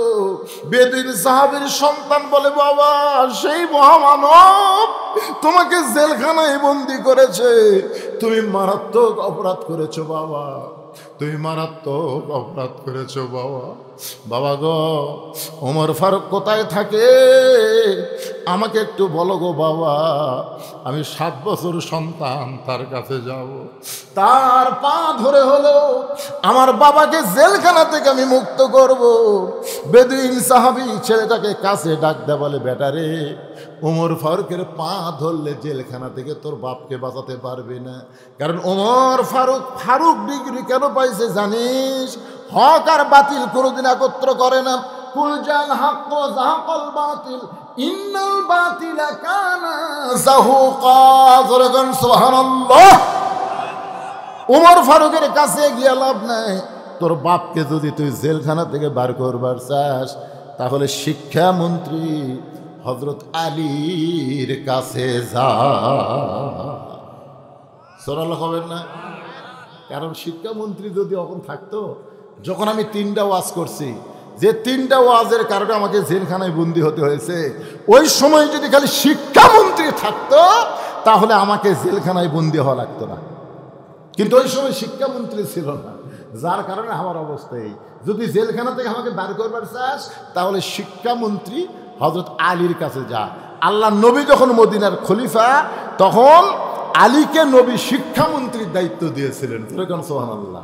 আবু বকর রাদিয়াল্লাহু যখন মদিনার খলিফা, তখন ওই আলীকেই শিক্ষামন্ত্রীর দায়িত্ব দিয়েছে। সুবহানাল্লাহ। আর হযরত উমর যখন মদিনার খলিফা, ওই আলীকেই শিক্ষামন্ত্রী। কারণ আনা মাদিনাতুল ইলমি ওয়া আলী বাবুহা। রাসূল বলেছেন, আমি হলাম ইলমের শহর, আলী হচ্ছে তার দরওয়াজা। সুবহানাল্লাহ। তাহলে শিক্ষামন্ত্রী বোঝেন, এই শিক্ষামন্ত্রী বোঝে। আজকে বাংলাদেশে শিক্ষামন্ত্রী কি, এর নাম কি? কন কথা কয় না। এই যে মাদ্রাসার শিক্ষা যে আছে, এই যে হাফেজি মাদ্রাসা যে আপনারা শিখতেছে, আপনাকে ইতিম বাচ্চারা যে লেখাপড়া করতেছে, এই যে 6টার মাথার যে পাগড়ি দেওয়া হলো, বর্তমান শিক্ষামন্ত্রী এগুলো বোঝে? কথা কয় না, কথা কয়, এগুলো বোঝে? আল্লাহ রাসূল বলেছেন, খায়রুকুম মান তাআল্লামাল কুরআন ওয়া আল্লামা। ওই ব্যক্তি হলো পৃথিবীর সবচাইতে সম্মানী এবং দামি, যে আল্লাহর কোরআন শিখেছে এবং অপরকে কোরআনের শিক্ষা দেয়। এইটাই যদি শিক্ষামন্ত্রী না জানে, তাহলে কিসের শিক্ষামন্ত্রী? এরা শিক্ষামন্ত্রী কয় আগডম বাগডম গডম সাজো ঢাক ঢললম সাজর বাজো, এই মিথ্যা শিক্ষা দিয়ে মাস গেলে 50,000 টাকা গুনে এলে। আর জালিকাল কিতাবুল আরাই হুদাল লিল মুত্তাকিন, এই সত্যি শিক্ষা তারা দিচ্ছে। হায় হায় রে, শিক্ষামন্ত্রী অন্তত একটা বুঝে শুনে দেওয়া দরকার। মুসলমানের জন্য কোন শিক্ষার গুরুত্ব বেশি, এটা জানার দরকার আছে না? কথা কন না কেন, আছে না? না, মা এসে বলতে হুজুর দোয়া করেনি, বসে না, খালি খাড়া হয়ে পেশাব করে। বাথরুমত গেলে ওর মাও গোসল করাবার যায়, এই পেশাব করে বুঝতে বসে না, ওটি খাড়া হয়ে মানে, ওই বারেও খাড়া হয়ে পেশাব করে। ওকে হুজুর দেখেন তো দোয়া দেখ বসন চাই কেন? আচ্ছা আপনারা বলেন, যে ছেলে খাড়া হয়ে পেশাব করে এক দোয়া দে বসন যাবি? কি তোর মাও গ্রাম সম্পর্কের ভাবি হয়, ধরছেন কি করবে?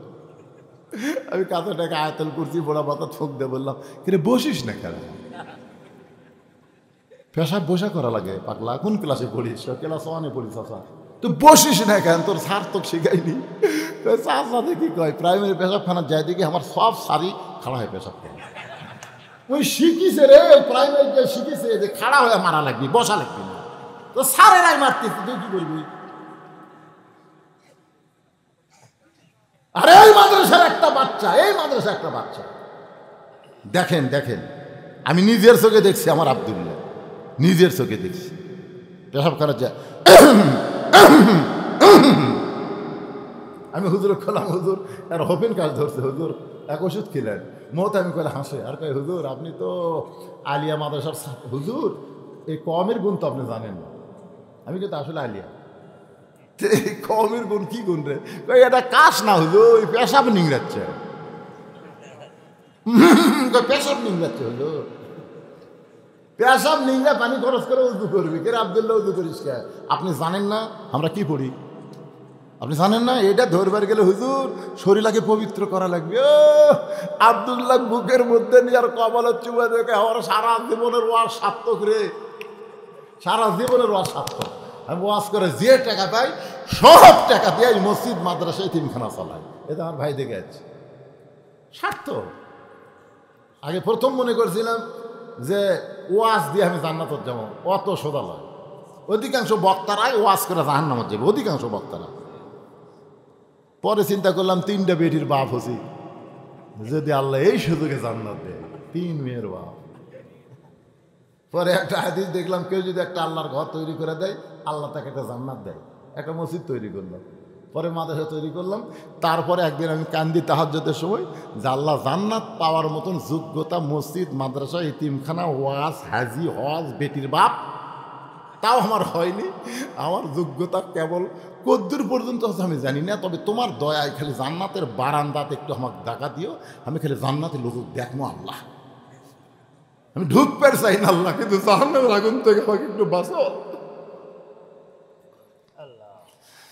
আপনি যদি জাহান্নামের আগুন থেকে বাঁচবার চান, আজকে এই মঞ্চে আপনাদের বলতে হবে, আপনাদের মাসুম বাচ্চার হাতে এই কোরআন শরীফ তুলে দিতে হবে,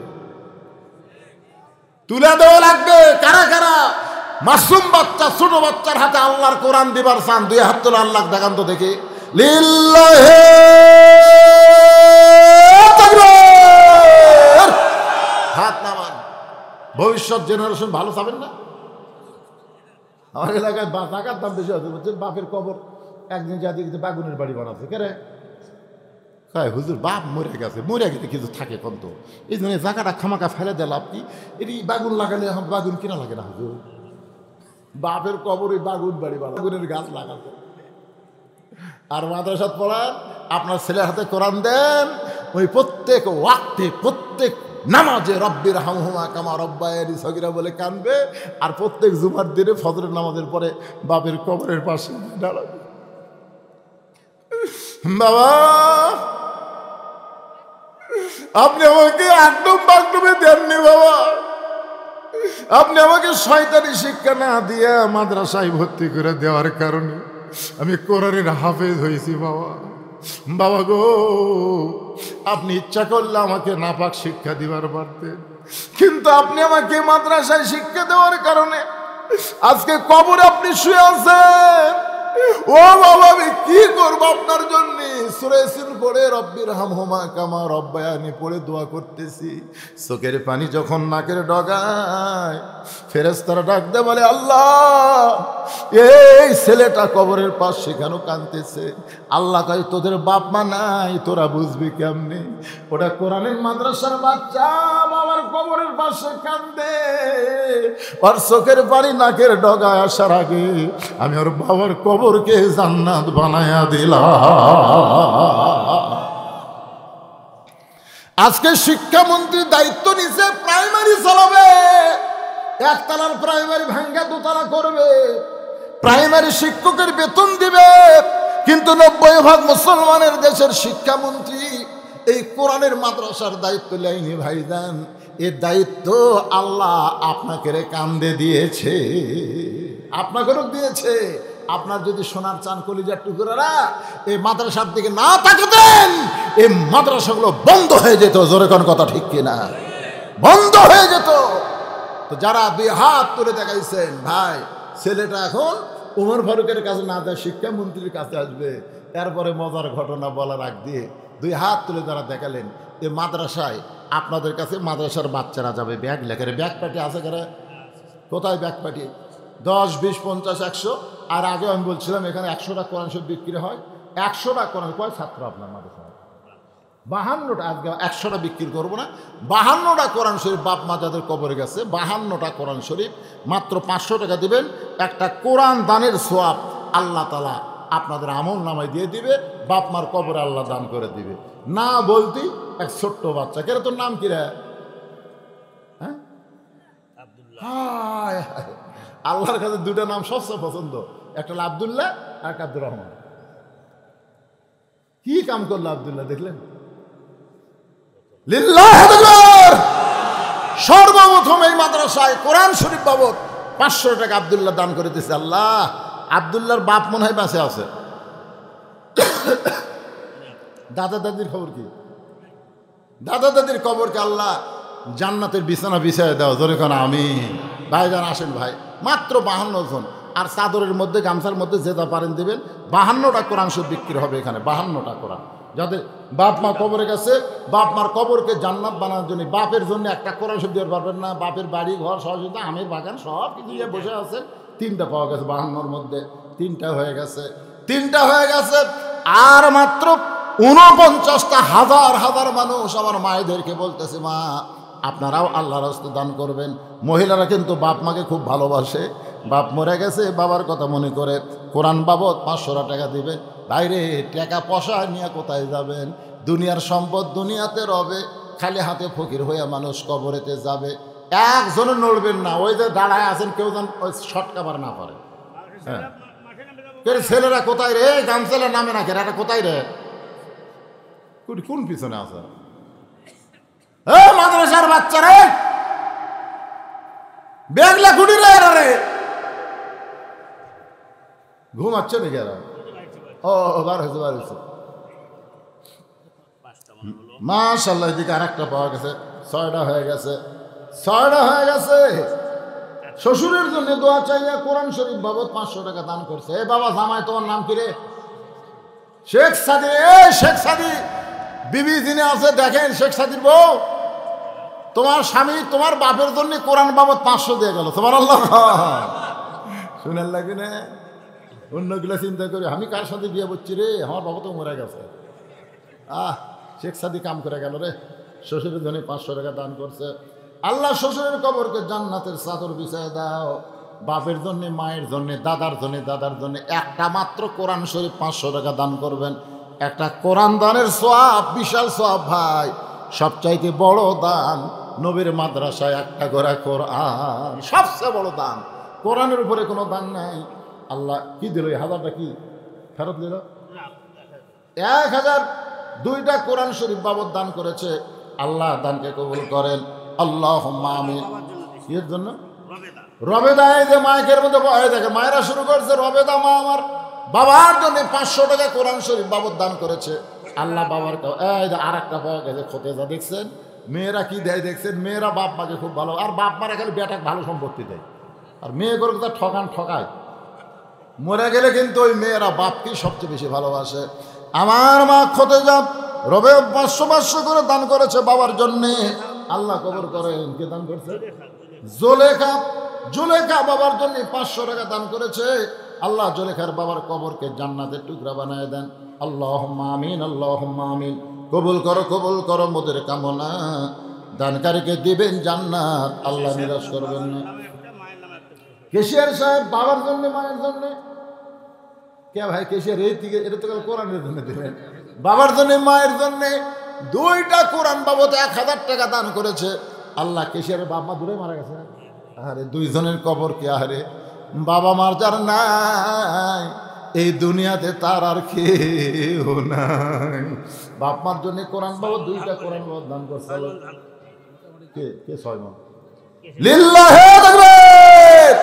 আবার 6 মণ ধান দান করছে নবীর মাদ্রাসায়। মারহাবা গান। এই যে চাদর নিলাম, সে চাদর ভরে যাবি, চাদর ভরে সবাই দেন, সবাই দেন, সবাই দেন। 10, 20, 50, 100 যেতাম। এ ভাই কেউ উঠবেন না ভাই, কেউ উঠবেন না। বেদিন সাহাবী কি বলতেছে? শিক্ষামন্ত্রীর কাছে গেলে তোমার বাবাকে বার করে পারবে, উপরের কাছে লাভ নাই। লিল্লাহি তাকবীর। আমার বড় ভাই আসলাম শাহ, আমার বড় ভাই এলাকার মধ্যে বড় করেন। আল্লাহ নিয়ত করেন, সম্পদে বরকত দিয়ে দিবেন। আব্দুল হাই শাহ 500 টাকা নগদ আর 10 মণ ধান বাকি। সেটা কোনটা? লিল্লাহি তাকবীর।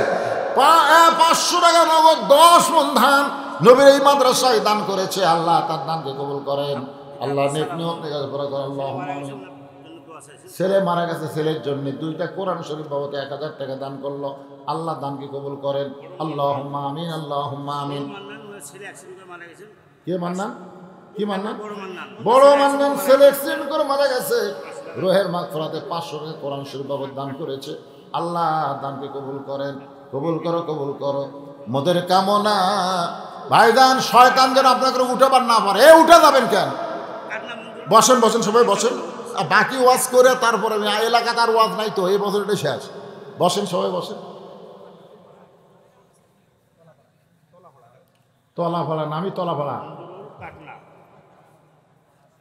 হ্যাঁ, যারা বাকি দিবেন এখানে লেখাই দেন। কেবল চাদরের ট্যাঙ্ক ফুটি গেল রে। আলহাজ খাজা, খাজা খালি খাজা নাম হয় তাই।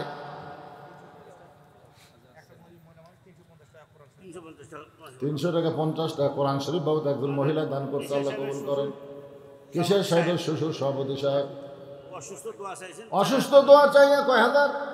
4000 টাকা দান করেছে। অসুস্থ মানুষ দোয়া চায়, আল্লাহ তাকে পুরাপুরি সুস্থতা দান করেন। জোরে কোন আমিন। মামুন সর্দারকে দিল। ধর্মপুর ভাস্তা মারা গেছে, ভাস্তার জন্য 2 বস্তা সিমেন্ট দান করেছে। আল্লাহ ভাস্তার কবরকে জান্নাতের টুকরা বানিয়ে দেন। প্রধান সভাপতি আলহাজ আসাদুজ্জামান কি স্টার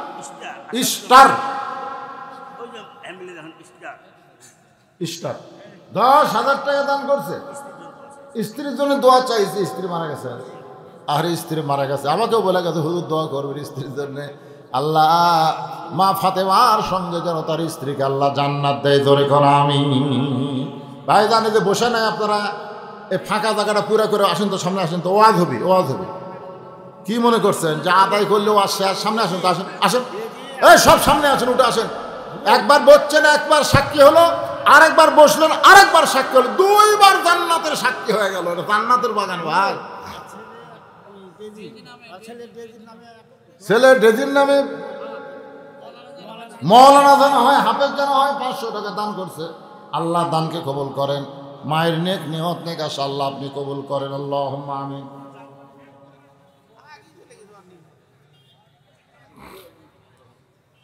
মেয়েদের মধ্যে আদায় আছে,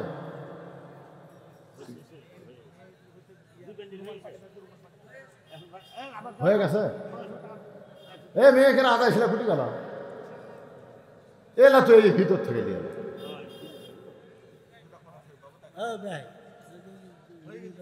মেয়েকে আদায় হয়ে গেছে। সেটা কোটায়?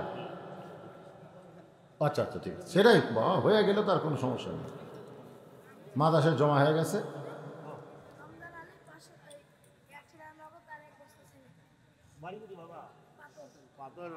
পাথর রমজান 100 টাকা নগদে 1 বস্তা সিমেন্ট দান করে। সবাই একটু জিকির করে আবার আলোচনা চলে আসতেছে। লা ইলাহা ইল্লাল্লাহ, লা ইলাহা ইল্লাল্লাহ। বসেন, যারা আশেপাশে দাঁড়ালেন, বাইরে গেলেন, এখন এসে ভিতরে বসেন। একটা নামাজ আর আদায় নাই। লা ইলাহা, লা ইলাহা ইল্লাল্লাহ মুহাম্মাদুর রাসূলুল্লাহ। মাদ্রাসার কি মসজিদ হচ্ছে না কি হচ্ছে? মসজিদ মাদ্রাসার মসজিদ তো, যে ঘরে তো আমরা নামাজ পড়লাম ওটা মসজিদ না আপাতত। আচ্ছা আচ্ছা, নতুন ভাবে আবার মসজিদ তৈরি হচ্ছে আল্লাহর ঘরের জন্য। কেউ যদি পারেন, এটা জোর জবরদস্তি না, ঘর আল্লাহ। রাসূল বলেছেন আল্লাহর ঘর যে বানায় দেয়, আল্লাহ তাকে জান্নাতে একটা ঘর দিয়ে দেয়। এই নিয়তে কেউ যদি পারেন মসজিদে 1 বস্তা 2 বস্তা সিমেন্ট দিবেন। আমার ভাই এখানে লিখতেছে, আমি ওয়াজ করতেছি, এই ফাঁকে আপনারা যারা পারবেন আল্লাহর ঘরের জন্য ইনশাল্লাহ দিয়ে দিন। আল্লাহ তৌফিক দিন। ছেলেটা শিক্ষামন্ত্রী হযরত আলী কোন দিকে থাকে? বেদুইন সাহাবী বলে দিয়েছে অমুক রাস্তা দিয়ে যাও। রাস্তা দিয়ে গিয়ে দেখে শিক্ষামন্ত্রীর বাড়ি। বাড়ি তো নয়, যেন কয়েকতলা অট্টালিকা। বাড়ি তো নয়, ওটা কি রে?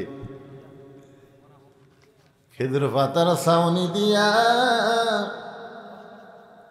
গাছের ছায়ায় ঘুমায় যারা, আশারে মুবাশশির তারা, বলে গান সুবহানাল্লাহ। দুনিয়াতে তারা চায় নাই, এই দুনিয়াতে আল্লাহ তাদের জান্নাতের সার্টিফিকেট দান করেছে। তার মধ্যে 4 নম্বর ব্যক্তির নাম কি জানে না? জান্নাতের সার্টিফিকেট পাওয়া 4 নম্বরের নাম জানেন না? শিক্ষামন্ত্রীর নাম কেমনে জানবেন তাহলে? 1 নম্বর আবু বকর, 2 নম্বর উমর, 3 নম্বর ওসমান, 4 নম্বর আলী। সভাপতি সাহেবের বোন বেগম চিল্লাবাড়ি 10 টাকার জন্য মানুষের দান করলেন। লিল্লাহে তাকবীর। সভাপতি সাহেবের বোন নাম হলো বেগম চিল্লাবাড়ি, 10 কাটা জমি দান করছে। জোরে গান মারহাবা। 10 কাটা জমি কয় টাকা হবে?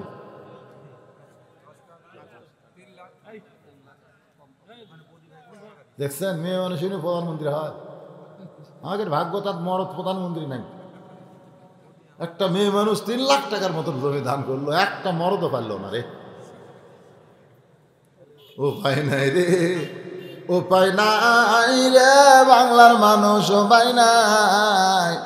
মেয়ে মানুষ সারা নেত্রী পাহাওয়ার উপায় নাই। এগুলো সব লেখেন, আর বলা যাবে না। ওয়াজ আদায় দুটো একসাথে হবে তাই। হ্যাঁ, কোন কে কি বদি কি দিল? ব্যবসায়িক বদি 1,500 টাকা নগদ দিছে। আমার 2 বস্তা সিমেন্ট করছে দান। আল্লাহ তার দান কবুল করেন। আল্লাহ নেক নিয়ত নেক আশা পরা করেন। আল্লাহুম্মা আমিন। আমিনো আমিনো আল্লাহ আমিনো। দানকারীর জন্য তোমরা জান্নাতেরও জামিনো। আদায় যে 2 রকম হয়, বুঝেন না? যে এসআর গাড়ি, তারপরে আপনার হানিফ গাড়ি, তারপরে যে সব ফতে আলী গাড়ি, এসি গাড়িগুলা, এই গাড়িগুলোর সব টিকিট কাউন্টারে হয়, কাউন্টারে টিকিট হয়। তো আজকে আবার কাউন্টারে কাম সারছে, বুঝলেন না? ঘরের মধ্যেই কাম সারছে। আমি যখন আসি তখন থেকে হাই সেই হারে হচ্ছে। মোটর সাইকেলের ভিড়ে আমার গাড়ি আর গেটের মধ্যে ঢুকা পারলাম না, এত মোটর সাইকেল হয়। খালি খাইয়ে দিয়ে স্টার্ট দিয়েছিল যায়। ওরা আওয়াজও শোনেনি, ওরকে ভাগ্য শোনাও হবি না। আপনারা যারা বসে আছেন একটু শোনেন। ছোট বাচ্চা শিক্ষামন্ত্রীর বাড়ির দরজায় 2টা বাচ্চা খেলাধুলা করতেছে। একটার নাম হলো হাসান আর একটার নাম হলো হোসাইন। আল্লাহর নবী ফাতেমাকে দুনিয়া থেকে বিদায় নেওয়ার সময় কানে কানে একটাও কথা বলেছে, ফাতেমা তুই কি বলতে পারবি মা, আমি দুনিয়া থেকে বিদায় নিলে সবচাইতে বেশি কষ্ট কে পাবে? ও ফাতেমা, তুই কি বলতে পারিস আমি নবী দুনিয়া থেকে বিদায় নিলে সবচাইতে বেশি কষ্ট কে পাবে? ফাতেমা কান্দার বলে, বাবা আমার চাইতে বেশি কষ্ট কেউ পাবে না। আল্লাহ রাসূল বলে, ফাতেমা শুধু তুই না মা, তুই সহ আমার যত সাহাবী আছে সমস্ত সাহাবী মিলে যে কষ্ট পাবে তার চাইতে বেশি কষ্ট পাবে আমার হাসান হোসাইন। মারে আমার হাসান হোসেনের জন্য আমারও বড় কষ্ট হয়। আমি দুনিয়া থেকে যাওয়ার 6 মাস পরে তুই চলে যাবি মা দুনিয়া ছেড়ে। তোর হাসান হোসেনকে তখন কে দেখাশোনা করবে? সেই 2টা ভাই দরজার সামনে খেলাধুলা করতেছে। 7 বছরের বাচ্চাকে সালাম দেয়। কে গো আপনারা নাম কি? বলে হাসান হোসেন। শিক্ষামন্ত্রী হযরত আলী ছিলেন। হাসান হোসেন বলে আমার বাবা হযরত আলী। বলে আমি তার খোঁজে এসেছি, আমি তার খোঁজে এসেছি। একটা শিক্ষামন্ত্রীর বাড়িতে গেছে, একটা 7 বছরের বাচ্চা, একটা চেয়ারম্যানের বাড়িতে গেলে চৌকিদার ধরে দেওয়া লাগে। ধরে কোন কথা ঠিক কিনা? কথা কন না যায়। এমপির বাড়িতে গেলে চামচার অত্যাচারে বারান্দার থেকে নামা লাগবি। এত চামচা ভাই, এমপির সাথে কথা বলার কোনো চান্স নাই। কিন্তু ভোটের আগে এমপি গাড়ির থেকে নামে ফকিরক সালাম দেয়, গাড়ি থামে ফকিরক সালাম দেয়। হযরত আলী ঘরের ভিতর থেকে শব্দ শুনতে পেয়ে বের হয়ে বলে, কে গো তুমি? বলে আমার বাবাকে হযরত ওমর কারাগারে বন্দী করছে। হযরত আলী বলতেছেন তোমার বাবাকে যখন ওমর ফারুক কারাগারে বন্দী করেছে তাহলে নিশ্চয় তোমার বাবার অপরাধ রয়েছে, কারণ ওমর ফারুক যেমন তেমন মানুষ না। কোরআনের এই আয়াতটা তিনি সবচেয়ে বেশি আমল করেন, ইন্নাল্লাহা ইয়ামুরুকুম আন তুআদ্দুল আমানাতি ইলা আহলিহা ওয়া ইযা হাকামতুম বাইনান নাস আন তাহকুমু বিল আদল। 7 বছরের বাচ্চা বলতেছে আমার বাবা কইছে আপনি নাকি তাকে পারবেন জেলখানা থেকে মুক্ত করতে। ওমর ফারুক বন্দি করেছে আর আপনি পারবেন মুক্ত করতে। আমি একটু আমার বাবার কাছে আপনাকে নিয়ে যাবার চাই। ছোট বাচ্চার সাথে শিক্ষামন্ত্রী হযরত আলী কারাগারের দরজায়। বেদুইন সাহাবীকে সালাম দেয়া বলে খবর কি? বলে খবর হলো আশহাদু মালাম আরব ইন্নী উহিব্বুল ফিতনা ইকরাহুল হক। হযরত আলী বলেন আল্লাহু আকবার, আল্লাহু আকবার, আল্লাহু আকবার। এত সুন্দর ওয়াজ তুমি করতেছো আমাকে তোমার বাচ্চার মাধ্যমে ডাক দিয়ে। বলে এই ওয়াজ করার অপরাধে আমি জেলখানা। আলী বলতেছে এর চাইতে সত্য সুন্দর ওয়াজ তো দুনিয়াতে নাই, আর সে ওয়াজ করার কারণে তোমাকে জেলখানায়। ওমর ফারুক শুধু নয়, শত শত সাহাবী ছিল, সবাই মিলে আমাকে পাগল বানায়া বাইরে রাখলে বিপদ হবে বলে আমাকে জেলখানায় বন্দি করলো। আলী বলতেছে ছোট বাচ্চাকে চলো তাহলে আমরা হযরত ওমর ফারুকের কাছে যাই। ধরে কোন সুবহানাল্লাহ। ছোট বাচ্চার হাত ধরে হযরত আলী ওমর ফারুকের দরবারে। বাচ্চা তাকায় দেখে মেম্বরে বসে যেই মানুষটা, ওই মানুষটা যে হযরত ওমর সেইটা তো এই বাচ্চা জানে না। দৌড়ে গিয়া গলা ধরে কপালে একটা চুমা খায়। ওগো ভালো মানুষ, গভীর রাত্রে আপনি আমার সামনে খাবার নিয়ে গেছিলেন। ওগো ভালো মানুষ, আমাকে কান্দে করে বাবার জেলখানার দরজা পর্যন্ত পৌঁছায় দিয়ে কোথায় হারাইছে আর আপনাকে খুঁজে পাই না। কখনো কপালে চুমা খায়, কখনো দাড়িতে চুমা খায়। হযরত আলী বলে রে ছোট্ট ছেলে, তুমি যার কপালে চুমা খাও, দাড়িতে চুমা খাও, যে তোমার কাছে খাবার নিয়ে গেছিল, যে তোমাকে কান্দে করে বাবার জেলখানা পর্যন্ত পৌঁছায় দিছে, ওই মানুষ আর কেউ না, ওই মানুষটাই হলো মুসলিম মিল্লাতের খলিফা।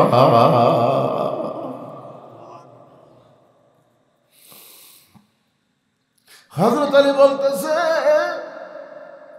এই ছোট বাচ্চার বাবাটাকে আপনি জেলখানায় বন্দি করেছেন। ওমর ফারুক বলে আলী ভাই এমন 3টা কথা বলেছে যে কথা কোনো মুসলমান সহ্য করতে পারে না।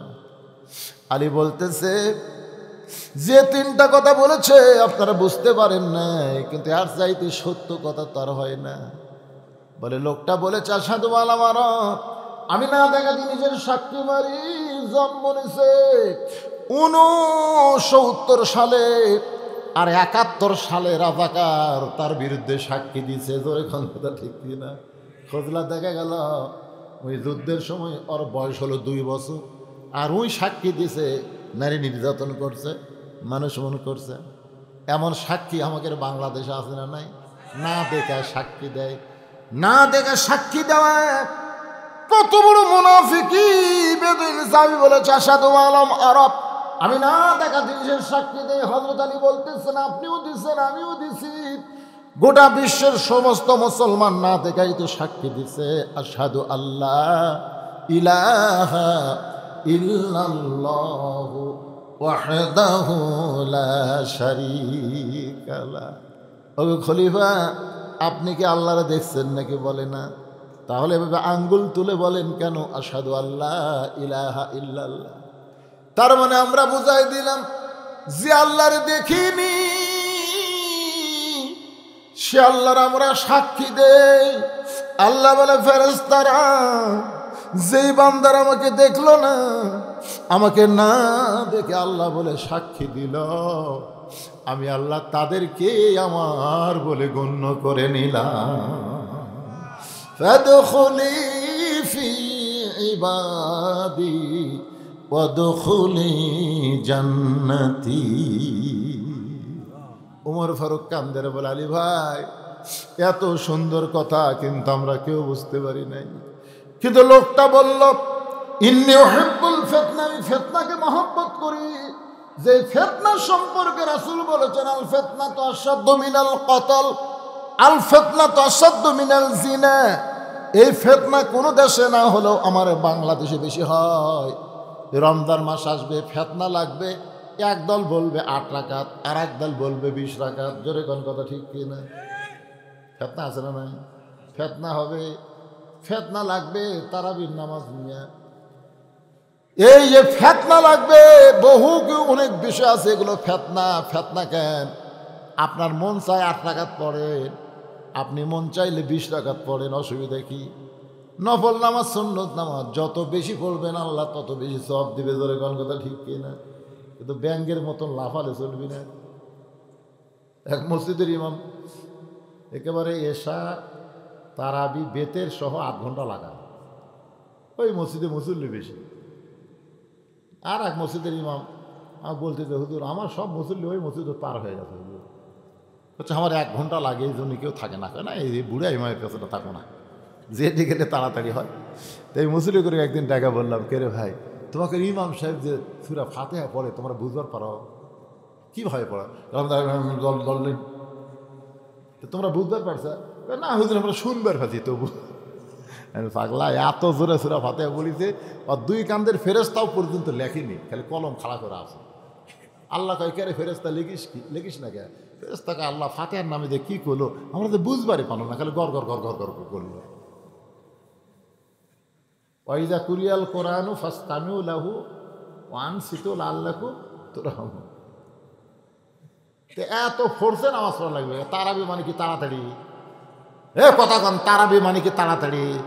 তারাবি শব্দের অর্থ হচ্ছে আরামের সাথে, আরামের সাথে।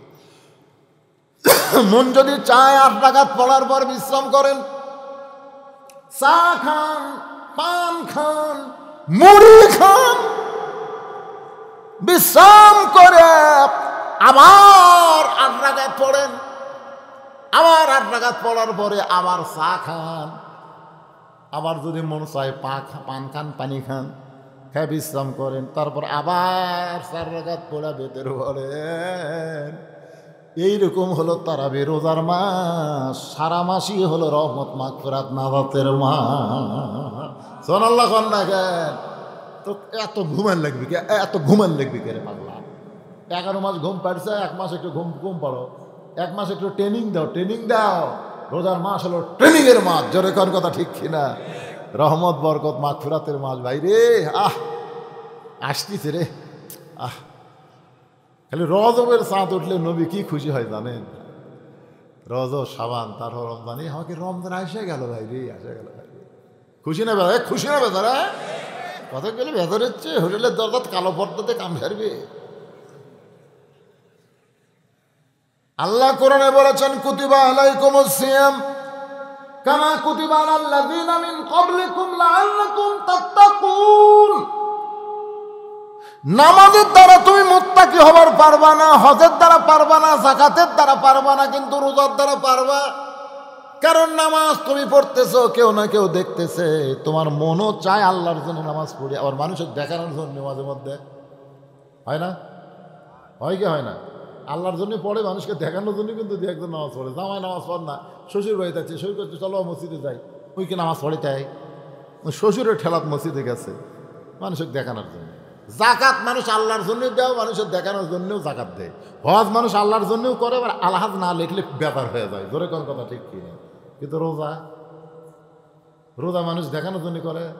তো দেখানোর জন্য করলে গোসলখানার জন গেল, দরজা বন্ধ, তৃষ্ণায় খালি কলিজা ছটফট করতেছে, মাথার উপর দিয়ে ঠান্ডা পানি পড়তেছে, মুখ করছে খালি একটু হা কর, একটু হা করলে গল গল করে ভিতর দেবে। হঠাৎ যদি যায় তা ফেরেশতাকে, আল্লাহ জানলা দরজা বন্ধ, তোমার বান্দার 1 ফোঁটা পানি খালি এই পর্যন্ত গেছে, নিচে নামেই ওয়াক ওয়াক করতেছে।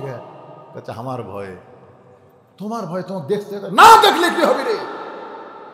এই জন্য রোজাই পারে মানুষকে মুত্তাকি বানায় দিতে। জোরে কান সুবহানাল্লাহ।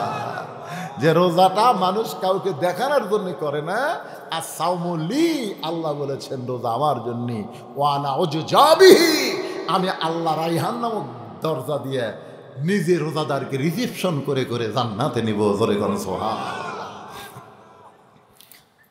আল্লাহর বান্দার একটু মনোযোগ দেন।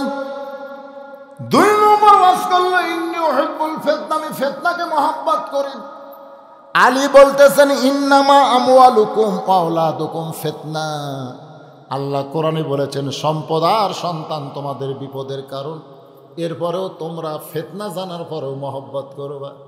তোমার সন্তান নামাজ পড়ে না, তোমার সন্তান সারাদিন 4G মোবাইল নিয়ে ঘোরে, 5G মোবাইল নিয়ে ঘোরে, তোমার সন্তান পেশাব করে পানি দেয় না, তোমার সন্তান 21 বছরের আড়া হয়ে গেছে, এটা তুমি জানার পরেও রাত্রে ভাত খাওয়ার সময় তুমি সন্তানকে ডাকতেছ আব্দুল্লাহ কিংবা বুলের তেল নামি হোক, আয় আয় একসাথে বসে ভাত খাই। ফেরেশতা কয় আল্লাহ কত মহব্বত করে তার সন্তানকে একসাথে বসে লিয়া ভাত খায়, অথচ সন্তান খারাপ। আল্লাহ বলে এই সন্তানের বিপদের কারণ, এই সম্পদ পকেট ভরা টাকা মসজিদের দান বাক্স মুখের সামনে দেওয়া যায়, দান বাক্স সামনে দিয়ে যাচ্ছে, আপনার পকেট খালি গিজ গিজ করা টাকা আছে, আপনি চোখ বন্ধ করে দেখলেন 500 টাকার নোট, 1000 টাকার নোট, 200 টাকার নোট, 100 টাকার নোট, 10 টাকার নোট নাই, 5 টাকার নোট নাই,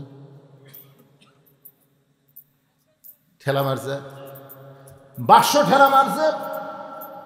এই সম্পদের বিপদের কারণ, যেই সম্পদ পকেটে থাকার পরেও আল্লাহর ঘরের জন্য আল্লাহর দান বাক্সে ঢুকলো না, যেই সন্তান হওয়ার পরেও আল্লাহর হুকুম মানে না, এই সন্তান বিপদের কারণ, এরপরেও সন্তান আর সম্পদকে মানুষ মহব্বত করে। এই কারণেই বেদুইন সাহাবী বলেছে আমি ফিতনাকে মহব্বত করি, আমি আমার সন্তানকে মহব্বত করি। ওমর ফারুক বলতেছে আলী ভাই আমরা কেউ বুঝতে পারি নাই, আসলে কথাটা তো সত্যি বলেছে, কিন্তু লোকটা যে বলল ইকরাউল হক, আমি হককে পছন্দ করি না।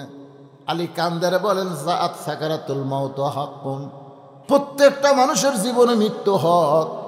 হিন্দু বলেন, খ্রিস্টান বলেন আর বৌদ্ধ বলেন, সবাই বিশ্বাস করে মৃত্যু তার জীবনে সত্য। জোরে কোন কথা ঠিক কি না?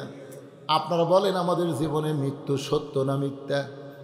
সত্য মৃত্যু, তারপরও আমরা মৃত্যুকে পছন্দ, কথা হয় না পছন্দ, মৃত্যুকে বন্ধ করেন। স্বামীর ক্যান্সার হতে, স্বামীর ক্যান্সার 1 মাস পরে মরবি, বউ বলতেছে আল্লাহ আমার হায়াত স্বামীকে দেখ, স্বামীর হায়াত আল্লাহ আমাকে দেখ। স্বামী কয়েকের পাগলে আমি 1 মাসে পরে মরবো, আমার হায়াতটা কী করবো? নিয়মিত আপনাকে ভালোবাসি না, জীবনটা ভালোবাসি, আপনি বেঁচে থাকেন আমি মরবো।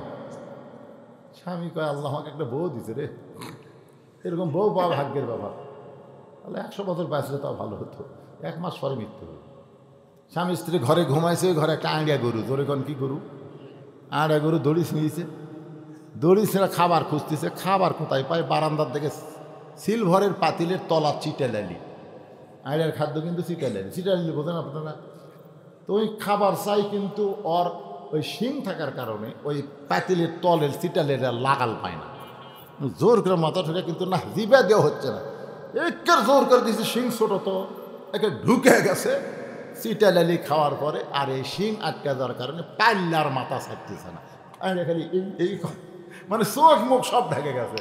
ও আর কিছু দেখতে পায়, ওই গোয়াল ঘর বাদ দিয়ে স্বামী স্ত্রী যে ঘরে ঘুমাইছে ওই ঘরের মধ্যে ঢুকেছে, ও করে ঢুকেছে। বউ বলতেছে বাবা আজরাইল ঢুকছো ঢুকছো, খবরদার আমার দিকে যেন আসো না, ওই যে ক্যান্সার রুগী শুধু আসো, 1 মাস পরেই মরবি, তুমি তো আশপাশে তো আমি জানি, ওটি তো খবরদার আমার কাছে আসো না। স্বামী চিল্লা করে কি হয়েছে রে, কি হয়েছে? আজরাইল আইছে তো, ভুল করে আমাকে না ধরে তোমাকে দেখে দিলাম। স্বামী কয় সকালবেলা তুই কইলি আমার হায়াত আল্লাহ আপনাকে দেখ, আপনার মৃত্যু আমাকে দেখ, এটা মুখে বলা যায় গো, কিন্তু অন্তরে কেউ কয় না, তার মানে মরবার কেউ চায় না, তোর কথা ঠিক কিনা? অথচ মৃত্যু সত্য।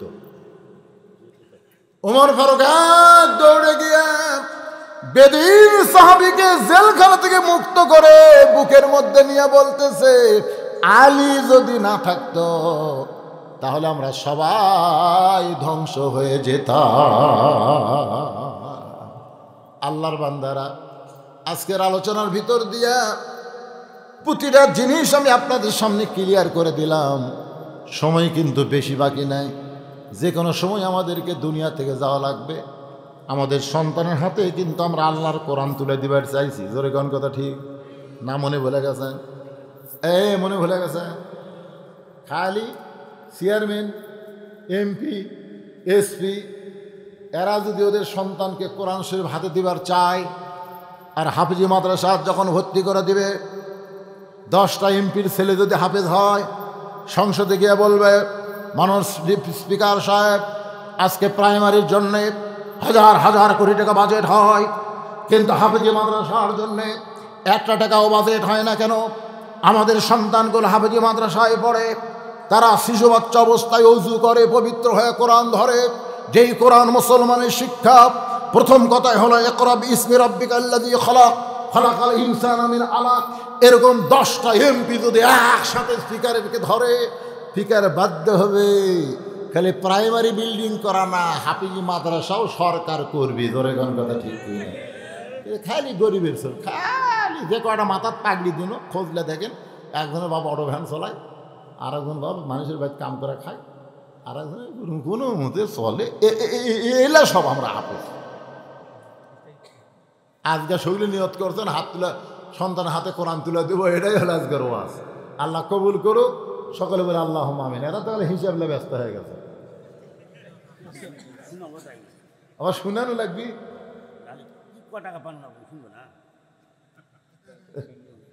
ওদের খিলাফ আছেন, সেটা শোনাবে, ওটাও শোনাবে। শুনে না শেষ, আমরা মনে করে দেন। হ্যাঁ, কখন শেষ হলো? ধানটা উন্নতি করতেছিল। এমন একটা মাহফিল হবে, বাড়ির যা ফজরের নামাজ জামাতের সঙ্গে আদায় করা লাগবে। তোর কোন ঠিক কিনা? তুলে দিতে আমাকে এসার পর আলহামদুলিল্লাহ ভালো নেই, কিসের বেশি রাত করে কি হয়? সবাই ইস্তেগফার। ভাই কেউ ওটা বসা করবেন না ভাই, সবাই বসে। এনারা চাচ্ছেন যে কত টাকা মাদ্রাসাতে আপনারা দিলেন, কি আয় হলো। 6টা পাগড়ি তো দেখলেন, এটাই সবচেয়ে বড় আয়। মাদ্রাসার সবচাইতে বড় আয় 6 জন ছেলে 30 পারা কোরআন হাফেজ হয়ে গেছে, আপনারা দেখলেন, এটাই সবচেয়ে বড় আয়। টাকা পয়সা আপনারা যা দান করেন, সে টাকা দিয়ে কী ফসল তৈরি হচ্ছে এটা। এই কয়টা লোক কথা শুনলো না, ওঠেন কেন? এখন দোয়া হবে তো। হ্যাঁ, ইস্তেগফার ফর আস্তাগফিরুল্লাহ রব্বি মিন কুল্লি যামবি ওয়া তুবু ইলাই লা হাওলা ওয়ালা কুওয়াতা ইল্লা বিল্লাহিল আলিয়্যিল আযীম। আল্লাহুম্মা সাল্লি আলা সাইয়্যিদিনা শাফিঈনা নাবিয়িনা মাওলানা মুহাম্মদ ওয়া আলা আলিহি ওয়া সাহবিহি ওয়া বারাক ওয়া সাল্লিম। লা নোটে কোন মাইক ধরে। হ্যাঁ, দোয়ার পর। আচ্ছা ঠিক আছে। আল্লাহুম্মা আমিন। আল্লাহুম্মা আনতাস সালাম ওয়া মিনকাস সালাম তাবারাকতা ইয়া যাল জালালি ওয়াল ইকরাম। আয় আল্লাহ তাআলা, যে হারে নিয়র পড়তেছে টপ টপ করে, সেই মাগরিবের নামাজের পর থেকে এত রাত পর্যন্ত তোমার পাগল বান্দা বান্দিরা আরামের বাড়ি ঘুমকে বাদ দিয়া কোরআন হাদিসের মোহাব্বত করি যার মধ্যে নিয়ে এই জান্নাতের বাগানে বসে বসে কোরআন হাদিস আলোচনা শোনার শেষে আমি গুনাহগারের সঙ্গে রহমতের দরজায় ফকির হয়ে দোখানা হাত তুলেছি।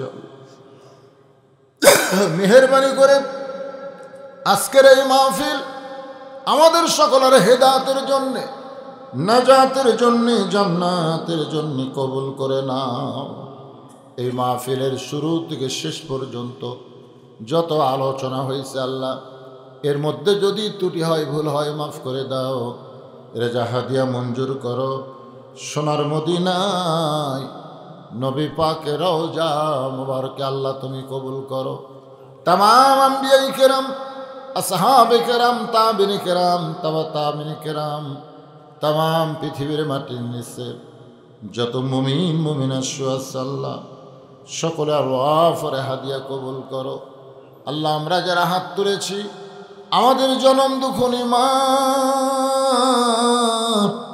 ছোট্ট একটা শব্দ মা, এই মা মাদ্রাসার সেক্রেটারি, মাদ্রাসার ক্যাশিয়ার, মাদ্রাসার সদস্য, মাদ্রাসার দাতা সদস্য, মাদ্রাসায় যারা দান করে দিছে, আল্লাহ সকলকেই জান্নাতি কবুল করো।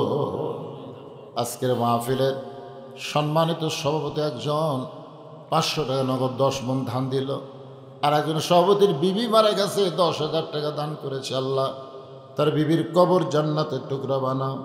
আল্লাহ প্রধান অতিথি দান করেছে, বিশেষ অতিথি দান করেছে আলেম ওলামা, হাফেজ কারীম, মুয়াজ্জিন, হাদিস সাহেব, মুরব্বী, যুবক, কচিকাঁচা, পর্দার অন্তরালের মা বোনেরা সবাইকে আল্লাহ কবুল করে নাও। মাদ্রাসার মহতামিম ভাই, আমার ওখানে যাওয়ার সময় মোটরসাইকেল অ্যাক্সিডেন্ট করে তারা হাতটা ক্ষতিগ্রস্ত হয়ে গেছে, এখন পর্যন্ত হাতটা পুরোপুরি ভালো হয়নি। আমার ভাইজানের জন্য দোয়া করে আল্লাহ পুরোপুরি সুস্থ করে দাও।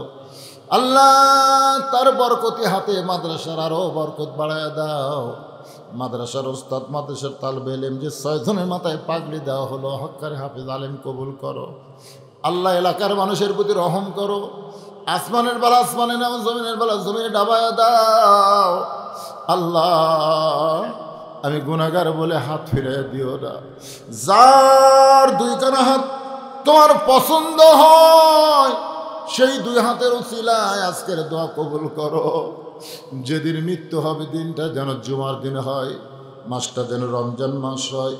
ইমানের সাথে, ইজ্জতের সাথে এই দুনিয়া থেকে বিদায় নেওয়ার কালে আমাদের জবানে তুমি জারি করে দিও লা ইলাহা ইল্লাল্লাহু মুহাম্মাদুর রাসূলুল্লাহ সাল্লাল্লাহু। আসসালামু আলাইকুম ওয়া রাহমাতুল্লাহি ওয়া বারাকাতুহু।